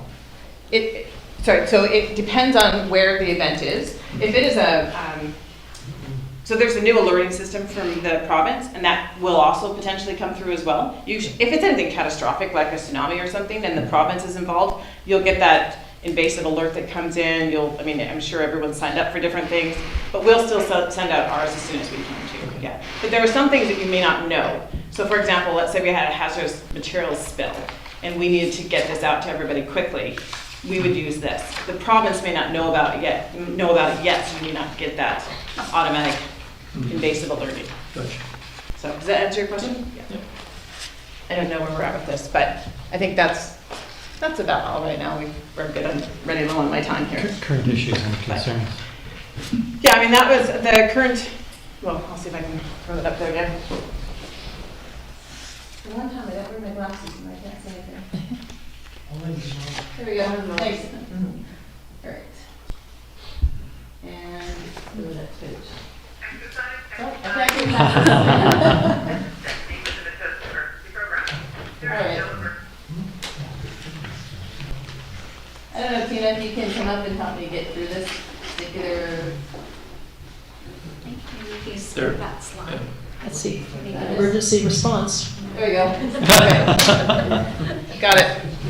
Okay, our current issues and concerns right now, volunteers, always an issue. As our population ages, getting younger volunteers and people engaged in the emergency program is always a challenge. Structural stability, none of our emergency response structures right now actually meet any post-disaster building codes, as we've already talked about. The backup power, we don't have backup power at any of our emergency response locations. That would be St. Mary's Church, that would be group lodging at the school, or this building. So we don't have any backup power. We have portable power that can do limited support, but we don't have anything like we do at the fire hall or our EOC. And then supplies. Supplies are always going to be an ongoing challenge, whether that be food or water, clothing, that sort of thing. Our program this year, our challenges, our goals are going to be building a redundancy and emergency support services program. So that's just getting people that, we've got volunteers to do the first 12 hours, but typically emergencies last longer than that. So we need to build that redundancy in management and team support. Documentation, getting our mutual aid agreements and getting use agreements within our local community up to snuff. Increase our group lodging and emergency food and water supply. Enhance our age-friendly reception center. We work with Seniors Resource on that. Always looking to build our pods, and then support planning for safety upgrades to our critical infrastructure. that's it in a nutshell. Thank you. Have any questions for Chief Dunlop? Councillor Lewis. Councillor Donaldson. Yes, so the emergency phone notification, would it be worthwhile to maybe put something on the marquee and or into the Muse? When we do when we do the actual test, we are going to, I have a blanket email that goes out as well. So we'll notify everybody of the date and time of the test so they can be sure to listen for it. Because I really do want to make sure that everybody answers the phone so that that can record then for us and we know how many people actually received it. And what that message that you heard there was the last time that we did it, we ran it a second time because there were some of those that said they didn't get it. So we did it a second time. But it's really helpful. That way people know what to listen for and not to panic if they get it, but to understand that this is something they need to listen to. And it's not just, yes, it's an automated voice, but it's not spam. They need to listen to it. Yeah. I have two more things. So you have a reception center at St. Mary's Church. And I thought in the past we heard that the school gym was another location possibly for a reception center. Not for a reception center, but for a group lodging. Okay. So the reception center is where people check in, and there's a lot of documentation, and you spend some time there. Like, we're talking a catastrophic event. Sure. And then from there, if they don't have anywhere to stay, so if it happens to be a regional event, we can't use the hotels in Langford because they're probably going to be full of Langford people. So if there's nowhere else to go, then we have to do our own group lodging. So that's where we care for them all here. So we have 200 cots, and we have the food and everything to be able to care for them up to 3 days there in the gym. Okay. And the topic of food, what type of food are we talking about? Freeze-dried? Yes. Yes. Yeah. So we have, right now we have a combination of such. We have some people that rotate the food for us. So we have some 25-year food, which I'm sure will be stellar if that comes up good. So that's more the mealtime stuff, but we have lots of pasta and canned, stuff to make smaller meals, probably not 200 people's worth, but yeah. Thanks. Marilyn? Yeah, thank you for your presentation and your work. I have two questions. One regarding pods. Where are we in signing people up in Metchosin for the pods? And then the secondary question is regarding our MOUs or memorandums of understanding. So on slide number 20, you were talking about the search and rescue and the different organizations or different municipalities in the South Island of Bay of Esquimalt. Are those all memorandum of understandings that we have for mutual aid, or if that's for the search and rescue, but I imagine we have it for the fire and emergency response as well? Okay, let's start with the first one. So the first one regarding pods, Kathleen Sutherland is our pod leader, and that sounds a little alien-esque, but so she handles all that, and she's just done a fabulous job. We have, I think, around 34 pods right now. There are still areas that don't have a pod leader, a neighborhood emergency preparedness program. So we continue to work on that, but it's just, neighbors leave or the leaders leave and then there's no one to take up. It does take some time to coordinate it. And the involvement of the neighborhood emergency preparedness program is as much as they want to give. So, it's hit and miss, but compared to other communities, we do really well with our preparedness program. So I'm really impressed with that. So, regarding the memorandum of understanding, so to be clear, our search and rescue team is a provincial team. So let's just say, for example, there was a missing hiker up out in Langford somewhere. That phone call would go to 911, and that would go to the RCMP, and the RCMP would then call out search and rescue. So it really doesn't have anything to do with Metchosin specific. We host Metchosin Search and Rescue, and as such, when we need them here under our emergency program for evacuations, to help us out with traffic, to do whatever those other things that we've talked about, they can come in and support us that way. Does that make sense? So we don't have to have a separate mutual aid or any kind of agreement with all the other places that they go. Okay. And as a fire department, we don't respond out that far. Unless the province told us to. Then that would go through the province, an agreement that we have with them. Okay. Thank you. Councillor through you. Chief Dunlop, thanks very much. When was the last time that you called? Had a vacation? A long time. When was the last time you called an EOC, level 1, 2, 3?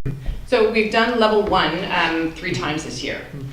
So house fires, we have to call them in. They don't always actually get utilized, so that would be, we have a house fire and they can't stay there, it's not safe to stay there, or the house is just not livable, then we call our ESS director and she comes in with, supply of what they might need. And in that case, we'd send them to a hotel. Okay. So we notify the province and then they then support us with that. So they help do some, not a ton, but some funding support for that. So it's not always out of our pocket. So that's level 1 quite often. Level 2 and 3, not very often. Okay. Yeah. So the floods that happened a few years ago, 2021, I think, and there was some minor flooding, but you didn't call the EOC in? No, we might activate the EOC on that level 1 just because we need additional resources. We need people to call out somebody, or we need to fill sandbags. Because the EOC, the Emergency Operations Center, have volunteers that are great workers and they're such a support, and they want to help out the community as well. And from there, we can get convergent volunteers. So it's really about risk and responsibility and that liability, right? So we have to, using the EOC, we call in the province. So that's really what that's for. We have called in, we get this task number, you might have heard about that, and that provides a certain amount of funding back if we ever needed it. So another example would be the heat dome that we had. I don't think they called it a heat dome, but higher temperatures. We did extreme heat, that's what it was. We were able to get a task number for that. So in case we needed to actually man our cooling centers, our cooling centers, we can then pay them a fee, or if there was any rental for that, we could recoup those expenses from the province. So the point of the EOC, the activation, if you will, is to get that task number so that we can recoup some of those expenses. Okay, yeah. Great, thanks. Who exactly, or which communities does the fire department have mutual aid agreements with? So we have automatic mutual aid, which means we go, when they get a structure fire, we get a structure fire. And that would be with East Souk, Otter Point, and Souk. And then we have mutual aid agreements where we can go there. It's vice versa, like they can come here if we need them, with Highlands, Langford, and Colwood as well. Yeah. Also on the emergency calling, is that, there's some kind of a name going to show up on the call display? District of Metchosin. Yeah, that's what the plan is anyway. We'll try it out. Okay, Councillor Gray. Thanks, Chief Dunlop. It's really nice to get that explanation of how things work at the EOC. I'm just wondering if, I see that the mayor and council get involved at level 2, and then there's a mention of declaring a state of local emergency. Are there criteria that are used for that are established that we would be looking through? Yes, there's a whole process for that, and that probably is not something you want to discuss here, but we can certainly have that discussion in person. There's a whole protocol in place for doing all that, for sure. Great, and then maybe we could do that. And then there's policy decisions. I'm wondering, of course, we're not involved in operations. What kind of policy decisions would be made? Can you think of anything just to give us a sense? This is going to open up the Pandora's box. But let's just say that you wanted to focus on a brush fire was coming through and you needed to put a fire line through something that might be like school grounds or a cemetery. Those are items that you're going to make that direction. Thank you, and then that's using the provincial priority list. Yes. Great. With the powers that you get through declaring a state of emergency. Yeah. Thank you. Yeah. Okay, thank you very much. Okay. That was great. All right, thank you very much. Okay, thanks. Okay, move on to public participation. Do we have any takers on that one? Put your hand up. Sure.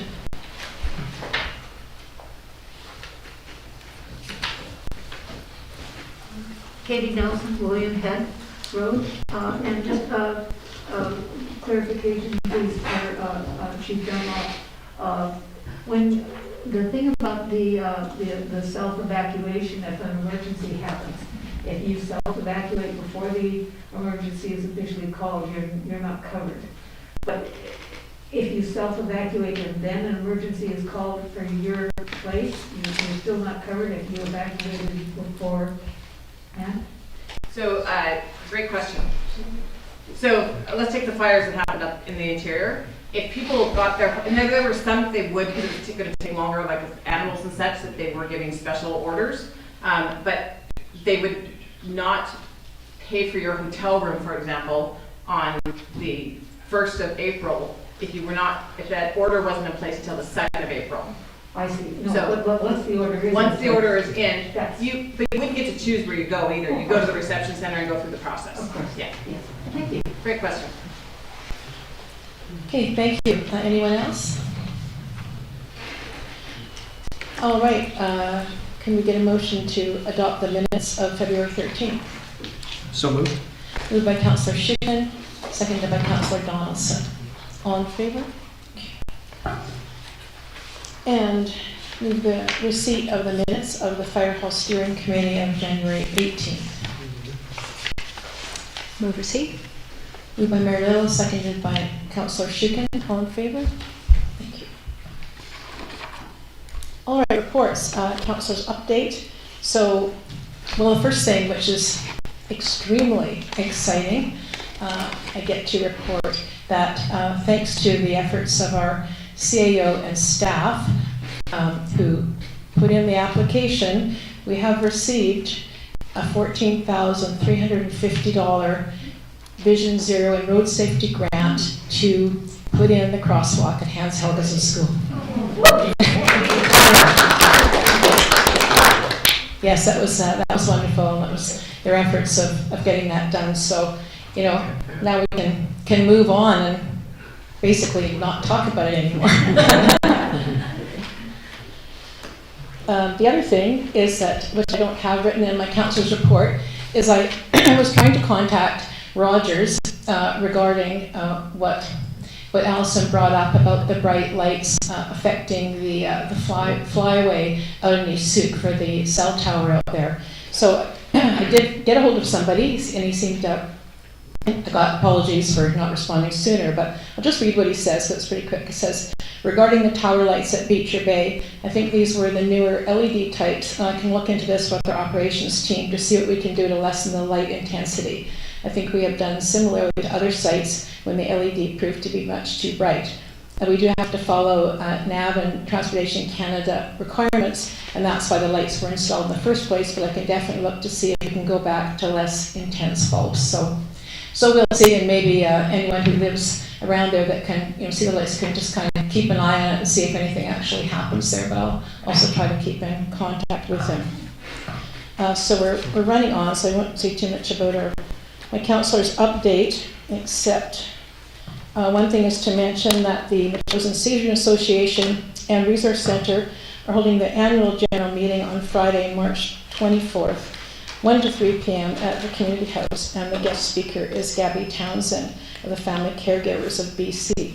And she's going to discuss about, caregiving, the complexities, and the services provided there. So that'll be a good one to attend for anyone that, might be involved in those kind of situations. Also, I was going to ask you, do you have a date for the Repair Cafe? Because I think you had one, but I forgot to look it up. It's April 23rd.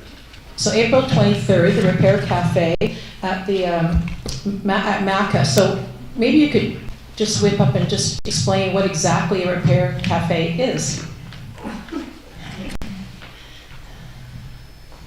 I'm kind of new to the Repair Cafe business, but apparently it's a worldwide phenomenon where all these towns, especially in Europe, they have repair cafes where experts in various electronics and fixing tools and you name it, people come in and can get their devices repaired. So we're going to have the first one out here in Metchosin on April 23rd, and we're going to have a bunch of fixers and repair tables, and it's welcome to the public if you got any broken shovels or, I won't say electronics, I don't know anything about electronics. But we have a recycle van there. If you have any broken electronics, they'll take them. So yeah, we're pretty excited about it. It's going to be pretty popular, I'm sure, for not only this year, but years to come. That's great. Thanks. It should be quite an interesting event. See how that works out. I know it's for smaller things, but I sort of have this vision of people lining up with their trailers with washing machines and dryers and dishwashers. Okay, and so that's all. We do have the Fire Hall Steering Committee update in here, so let's find it.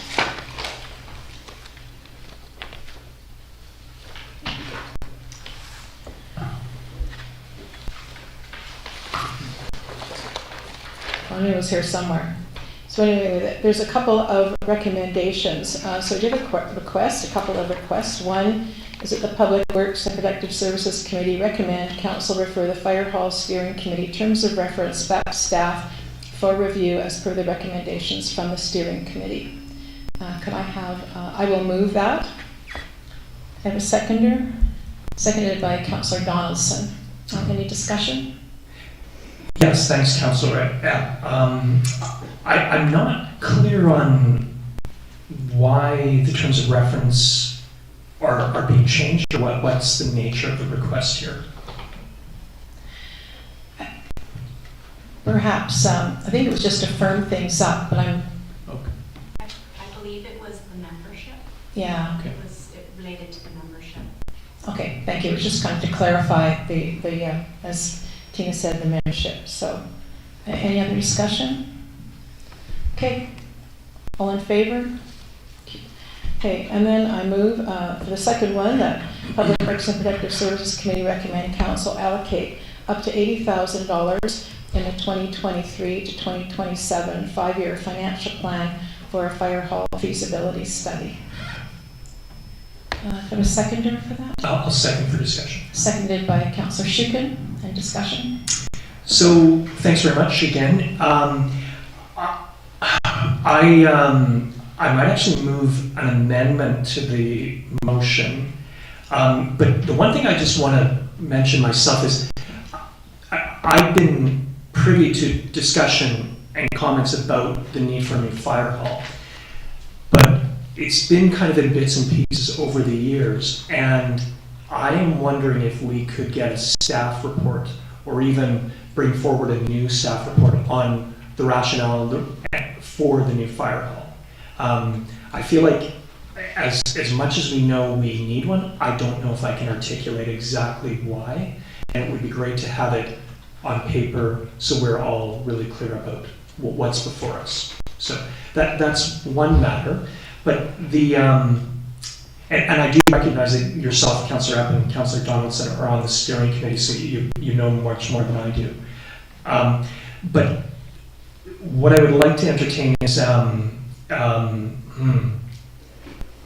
losing track here of when to make an amendment to the motion, but what I would like to see is not so much that an allocation of $80,000 be made, but that this be referred to one of the budget planning meetings and it be considered for allocation. So it's just that word consider. I think it's a worthwhile thing to do, but I think it needs to be considered within the larger budgeting process that we have underway right now. So.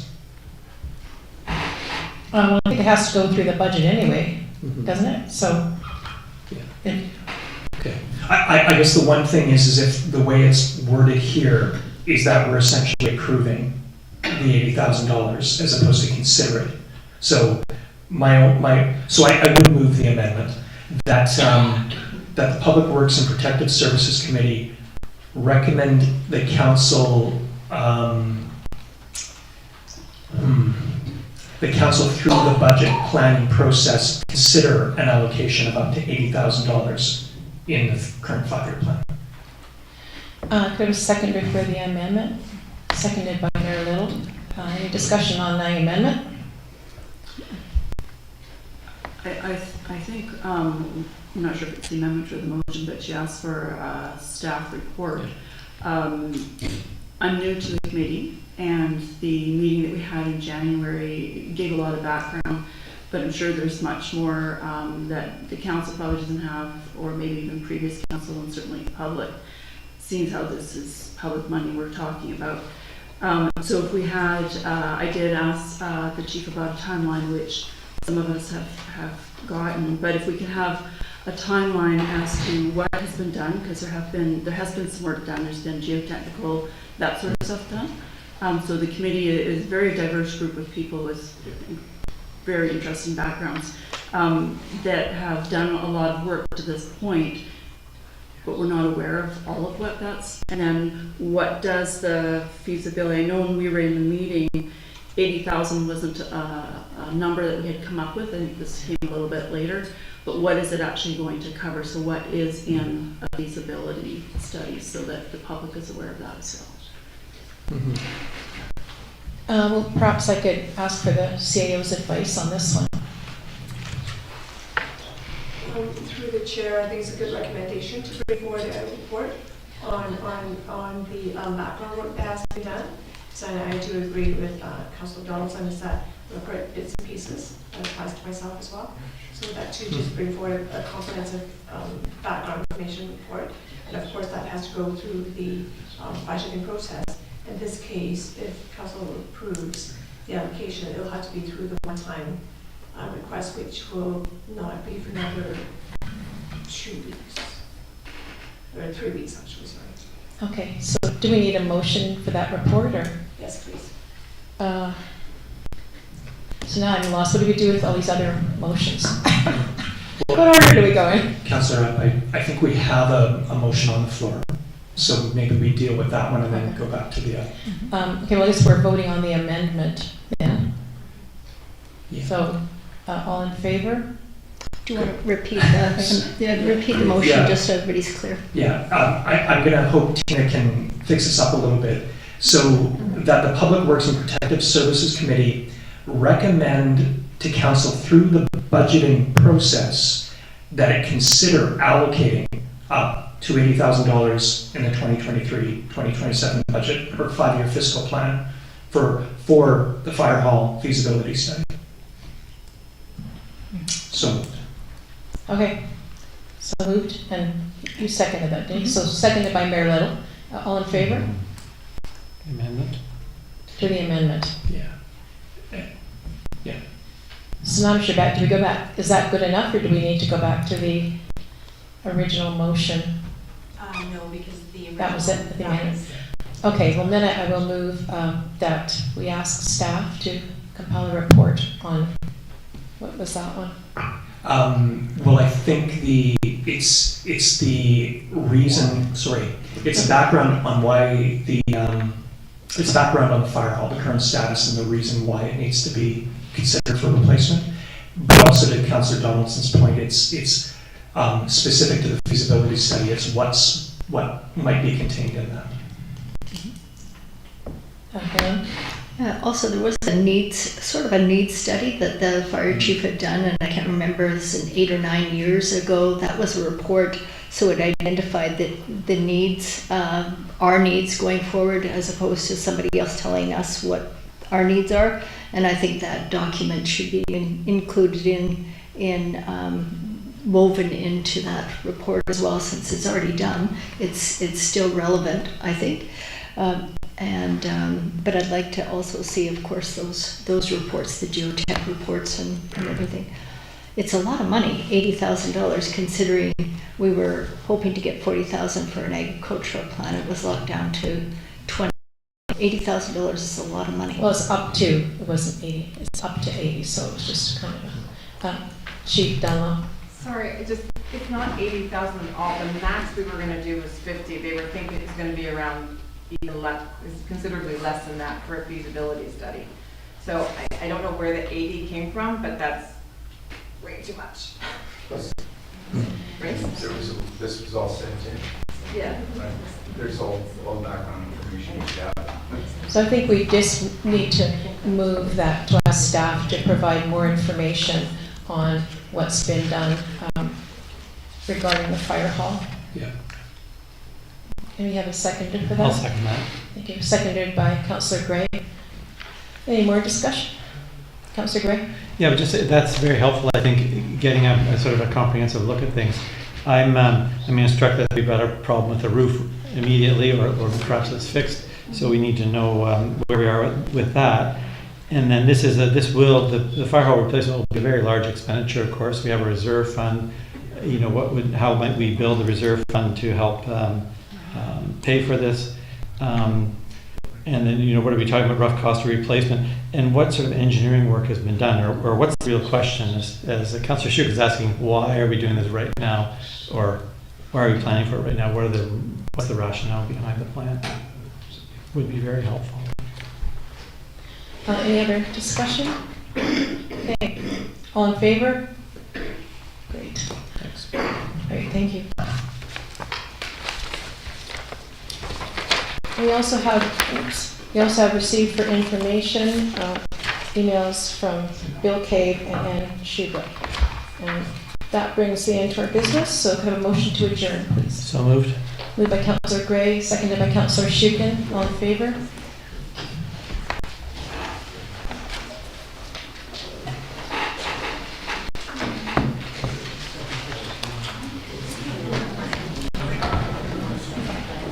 Time to get up and stretch, everyone.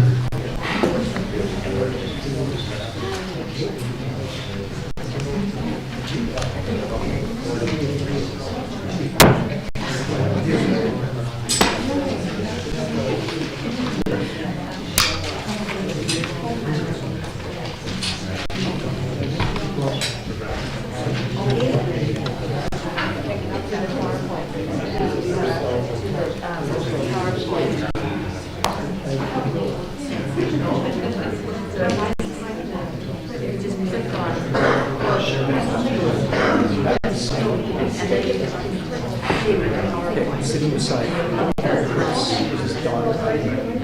Not as bad. Stacy. Miss Stacy. Yeah, it was his daughter, yes, I'm sorry. Please go back to your original question. Because I was here, we asked it the other day, and there was a valid one. Yeah. Okay, yeah. I just got 2 girls.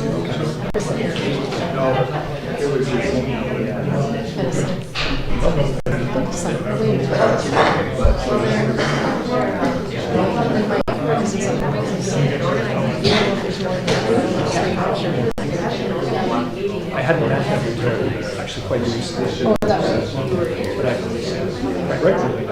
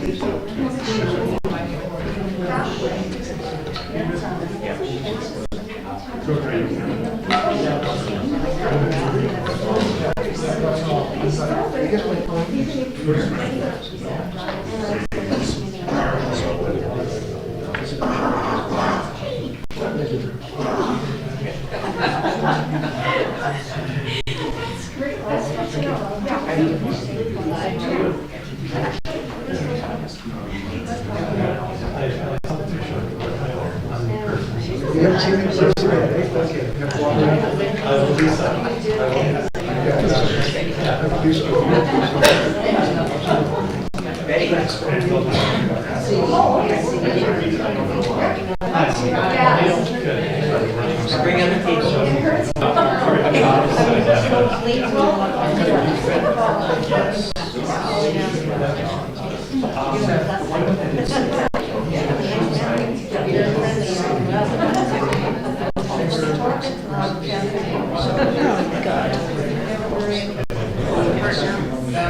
Okay, let's get started.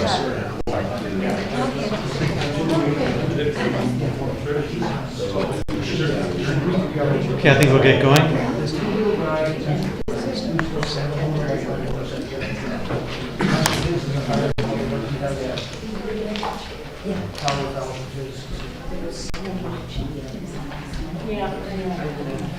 Thanks. We'll call the meeting to order of the Environment and Natural Areas Standing Committee for March 13.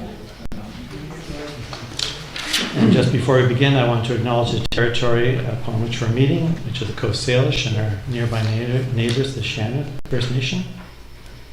We have an agenda before us. I wonder if there are any additions or changes to the agenda. Great. Okay, we'll proceed with that as circulated. We have no presentations tonight. Would anybody from the public like to offer comments? Admiral?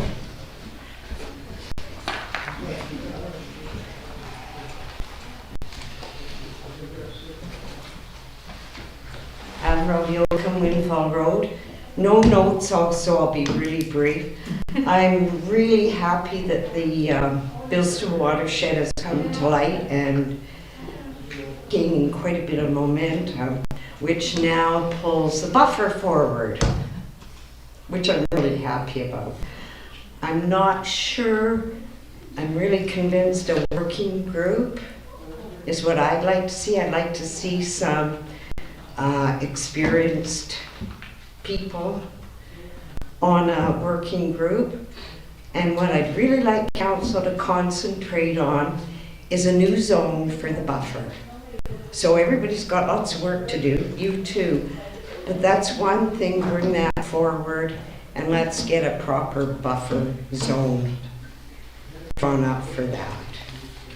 And on that line for environment, for over a year, there are vacuum trucks and trucks filled with materials going up Woodruff and dumping on the first section of the industrial land. I won't tell you the owner, you can find that out. Okay, this goes on daily. I'll send a letter to council with a copy to Langford. So that all that dumping of the vacuum trucks going right into the Bilston watershed. That's it. Thank you. Thanks, Errol. I wonder, have you, or has anybody notified Langford of that? Is it on the Langford side? The thing is on Woodruff, there's only 2 residents. Mm-hmm. One isn't willing to take a picture, so that's part of the problem. And to park on Woodruff, wow, you're gonna get caught. Thank you. So I will send a letter for what it's worth. I don't know, I would think Langford has a right to go and check it out. Mm-hmm. Is it troubling development? Someone else? Nicole, she from the Bond Road resident. I'm just going to reiterate what Avril said. I'm thrilled that the Bilston Watershed Habitat Protection Association is galvanizing around the watershed, and especially the activities adjacent to the buffer land and how they're going to impact the watershed. One additional thought that arose amongst the group that was walking towards the Centre Mountain lands the other day is whether there might need to be like a setback from a municipal boundary. Because it looks, again, like this might be why getting up-to-date plans from Langford on the development might be a really worthy enterprise, because it looks as though the homes are going to be built right up to the border. And there may be a required setback from a municipal boundary. So that might be worth adding to sort of like the information search. Thank you. Thank you. Councillor Gray. I believe, sorry, that is such a basic question, and I seem to recall coming across it at some point. And Suman, any idea about whether there is an established, I think there's even a term for it. Sorry, this is pop quiz time, but.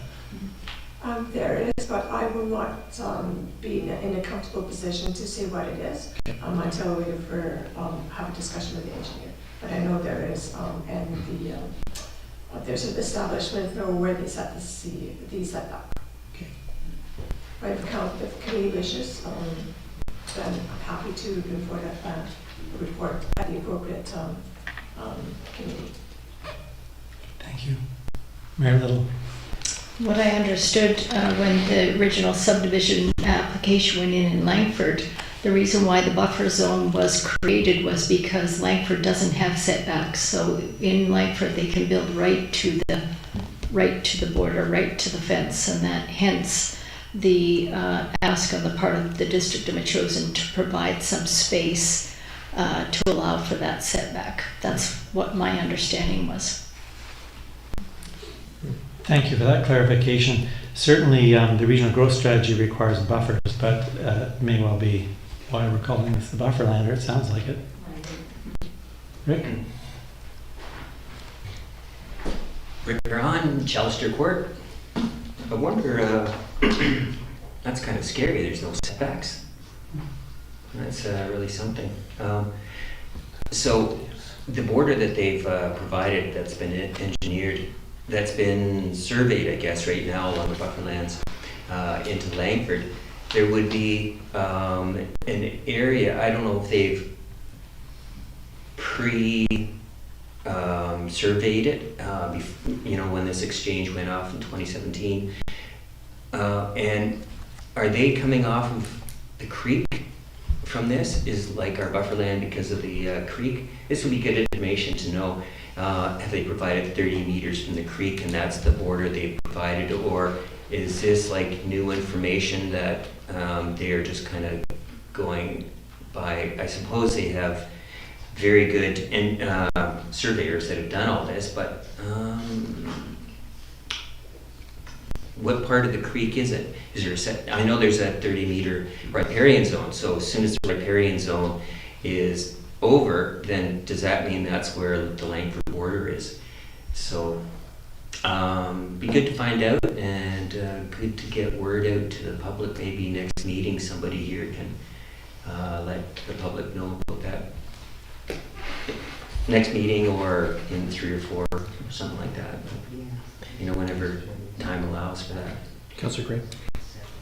So thanks, Rick. So the question is where is the bufferland border, or is the question where is the riparian setback? Or Riparian setback should be 30 meters.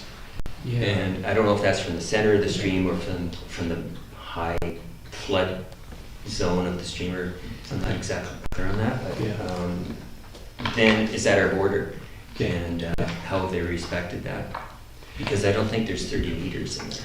Well, and the other thing that I learned the other day is it's not necessarily 30 meters. If there is development within that 30-meter, buffer around the water course, there has to be an assessment done, and then from that assessment, there's a recommendation for the setback. So, do you recall Craig was mentioning that? Yes, 10 to 30. Yeah, but it probably should be. It should be 30, given the space of the development. I'm just wondering if it actually is. So it's a good question. Yeah, and I'm happy to take that on, Councillor Gray, because I'm part of just collecting information about the buffer. Thank you. Okay. Yeah. How's the working group coming along? I know. Have you got volunteers to be part of that? Through you, Councillor Gray, we have had some interest, and I would encourage people in the community, and especially the Neil Road area, to submit their interests and their applications. So. Yeah. Okay. And I want to thank the Bilston Watershed Habitat Protection Association, because that has been going on for 30 years, and I believe Kim, who was here earlier, is a co-founder of that, and that sort of went dormant until this whole Bilston watershed stormwater issue came up. Now it's very hot and alive. But also I'm up here to thank Councillor Gray, for all the work he's been doing with MEASC. He's been doing a wonderful job. There's a lot of things on his plate to do with WCMRC, Trans Mountain, and you're probably going to address that tonight, are you? Or do you want me to keep going with the compliments? Thanks, Rick. And also climate change. Climate change with the PINA organization that is doing that was inspired by Marilee Hoyne, and then to do with anchorages, AVICC was inspired by Alison Leduc, and there's been a lot of people that have been going on with all the environmental things. So thanks to those people.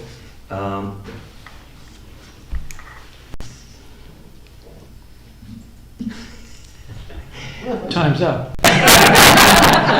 There was one other item, I forget. Okay.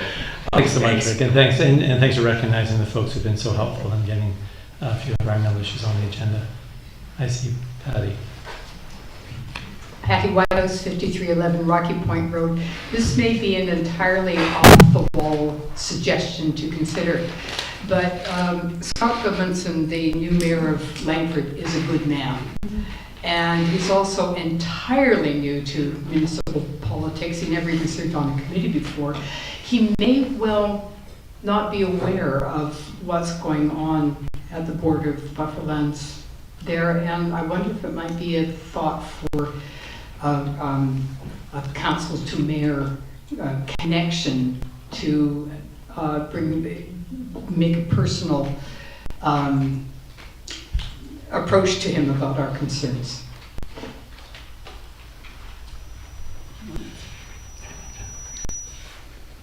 Mayor Little? Thank you for that. So we have very good relationship with Langford now. I see Scott Goodmanson almost on a weekly basis at the CRD. We have had walks on the buffer lands with all of Langford Council and Langford Council Mayor. As well, we were on the Centre Mountain Estates right below where the proposed residential development is with Mayor Goodmanson, his CAO and engineer, as well as myself and Shannon First Nation, our interim CAO as well.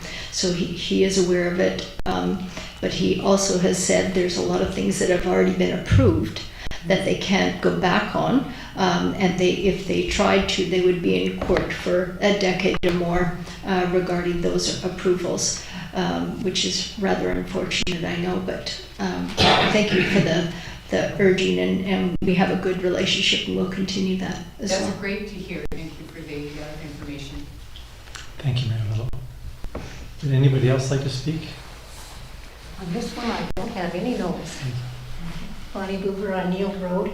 I just want to let you know that I have a lot of information. I've spoken to council over, not to these people, this council, but the previous councils, and I have more than 18 times spoken at council meetings about this. And the environmental issues I have clear in my mind, and if you need any resources, please call on me. Thank you, Bonnie. Thank you.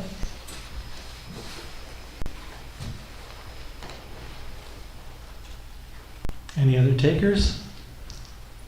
Okay, thanks very much for everybody who has participated.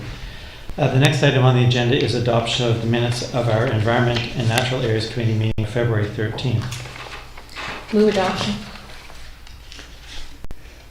Thank you. Moved by Councillor Epp and seconded by Councillor Shukin. Any discussion? Seeing none, all in favor? Carried.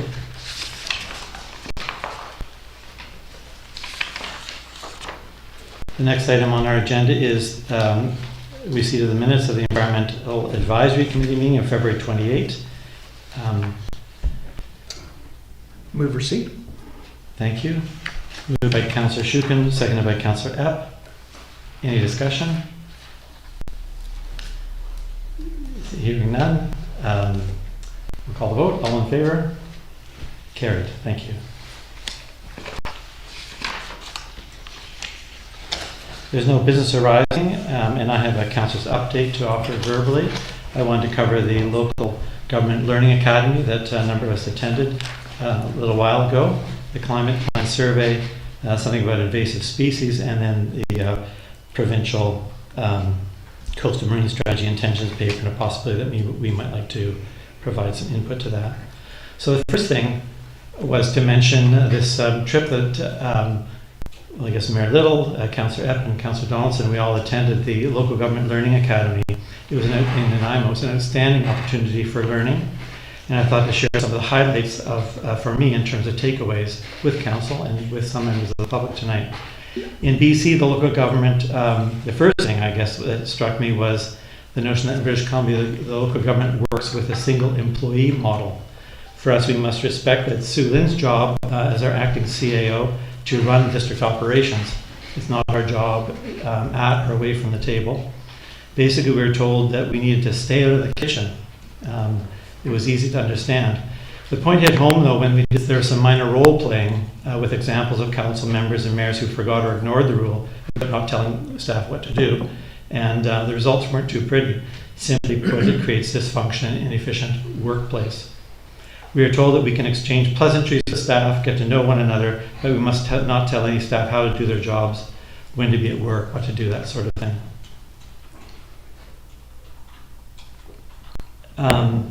That's that single employee model where you provide direction, in this case to Sue Lynn, and she will work with the staff to get things done. As a board of elected officials, I got the message that this part and parts of our leadership in respecting our staff at all times. What was made clear to me was that council deals with political direction. Any legal, financial, or technical administrative questions are to be referred to staff. We're told that to address most issues, we should start with a staff report, and I think that's Councillor Shukin was right on that tonight. Let's get a staff report and get the background, mostly because we don't really know the issues without somebody helping us along the way. I mean, sometimes we might have an expert on council, but not always, and so we deal with so many different issues. Apparently mayors and council sometimes need to learn that their CEO who keeps us out of trouble is not the official opposition, which I thought was kind of cute. So staff provide us with the information we need to make our decisions, and we go from there. They're there to help us. The second thing that I learned, or that I thought was important learning, was I spoke with a municipal lawyer following the one presentation, and he explained to me the mayor's role as CEO is to chair council meetings. I was confused about that, and he explained to me the title CEO doesn't confer any authority other than was stated in the community charter, and that's all laid out there. And so that was good because the title CEO is kind of, seems it doesn't quite fit when you think about what a CEO does in a company. But here I guess it's more honorific. The third thing was that I now better understand why we pass motions all the time rather than just politely asking our staff to do some things. And what we talked about there, what we heard about was that under the single staff model, the CEO needs to know what we have agreed together. An approved and written motion keeps things clear. And then Sue Lynn is able to take direction from the entire council rather than any one of us, which she's not really set up to do. Likewise, we're instructed that assessing the CEO's performance as the only person must be council direction, not any individual motions of performance. There's just two more. We were told again that respect for workplace is mandatory under BC law. Be nice to staff. Respect starts at the top. Trust needs to be earned. And apologizing is okay. It can even be helpful. Then my final point about our Learning Academy was comments about the Code of Conduct. We were told that a Code of Conduct is vital for good governance. In one way, it was described as a Code of Conduct is meant for the outfield. We want to be playing in the infield. My takeaway was that there are no reasons to violate a code intentionally, like you don't get better results if you don't follow the Code of Conduct, or if you think it doesn't apply to you. From my perspective, our code is a covenant that was made to our electorate on the evening of our inauguration. It's not an agreement between us at the council table. In any event, we were told in no uncertain terms that a code of conduct with teeth is required for accountable governance. At the moment, all we have is our signatures on a piece of paper. This was the concern I heard about in relation to past councils. In reference to a code of conduct, Mayor Leonard Krogh from Nanaimo said, "A law that cannot be enforced is a bad law."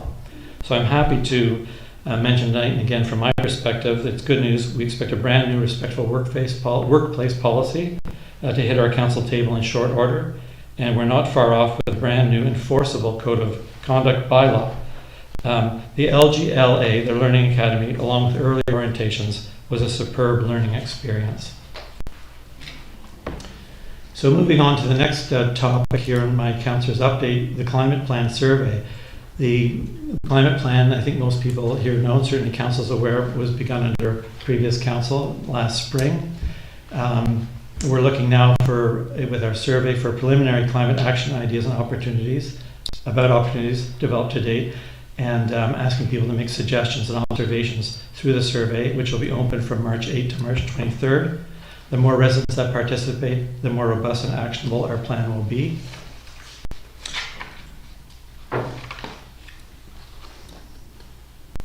The next issue I want to raise was an issue of management of invasive species. We've been managing invasive species in Metchosin in an ongoing manner. Volunteers have cleared away many invasive species from our parks and trails, including broom, holly, and knapweed. The district has also supported bullfrog and rabbit eradication. Wild European and Eastern cottontail rabbits are invasive, non-native pests known to destroy property, including agricultural crops. They're detrimental to native wildlife and their habitats. Their burrows can also prove dangerous to horses and equestrians. Municipalities are encouraged by the province to manage feral rabbits and reduce their spread. Local farmers and gardeners are again extremely concerned about damage done by feral rabbits, and representations have been made to council requesting action. And I'd like to entertain a motion asking for a staff report for our upcoming council meeting on managing feral rabbits, if anyone would like to make that motion. I'll make that motion. Thank you. I'll second. Seconder, Councillor Shukin. Any discussion? Mayor Little. What were you looking for in the staff report? I'd like to a description of the issues around rabbits that we're facing, and a plan for removal. Okay. Would that include options for removal and the associated costs? Yes, it would. Seeing no other points of discussion, I'll call the question. All in favor? Carried. Thank you. The final point in my council's update is a recommendation from MEASC. When we were talking about a number of issues in MEASC, the issue arose that while we were writing the federal government on a number of questions, the province actually has a big role in some of our concerns, particularly the seabed concerns when we were talking about shoreline, the anchorages, but also spill response and that kind of thing.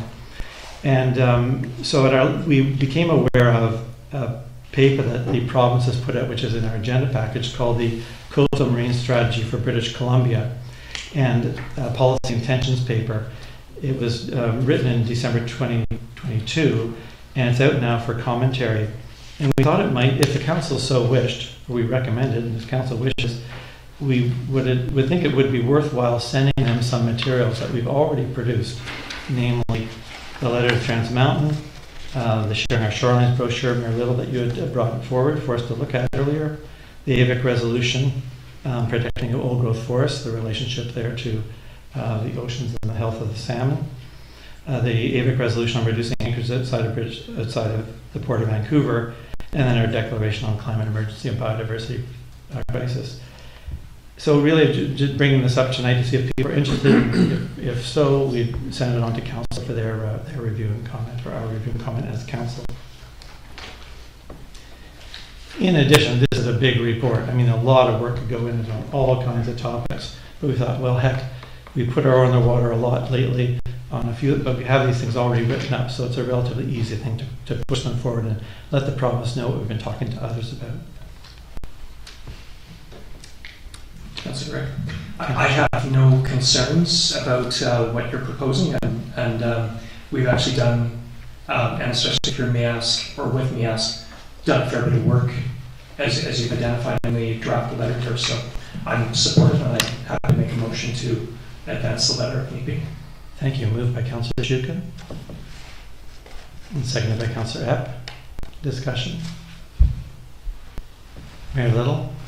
Yeah, in the policy intention paper, they ask for our perspective, and they want us to highlight our shared concerns and our priorities that will inform the development of their specific objective, targets, and actions. And the way the letter is written, it sort of leaves it open for them to interpret in these documents what they want to take away. Often what is done is stating what the perspective is, what the concerns are, and the priorities, and then attaching documents attached to support those arguments. I was thinking that would be a better way, easy either way, except for my name's on the bottom of it. So I thought, since you've drafted it this way, I'd give you my 2 cents. Great. Well, why don't we make that change? I'd be happy to do that. That would mean sort of like a summary letter with the documents behind it. Yeah, and we would just do as they say, to highlight our concerns and our priorities, and then it would just say with supporting documents from these 5 entities you have listed here. That sounds good to me. So this is a draft letter meant for comment and consideration, so that sounds like a good idea. Councillor Shukin, that meets your... It does. I think it's a really great point from Mayor Little. And I think there's so much that can be gleaned in terms of priorities and the vision that we have of the coastline around us anyways, and the interaction with the marine environment. Do you need me to amend the motion or? Again, I think I'm okay with what we've got here. I'll work with Rick Braun, the chair of MEAS, to produce a letter for council if we get a vote in favor of the motion. Great. Seeing no further discussion, I'll call the question. All in favor?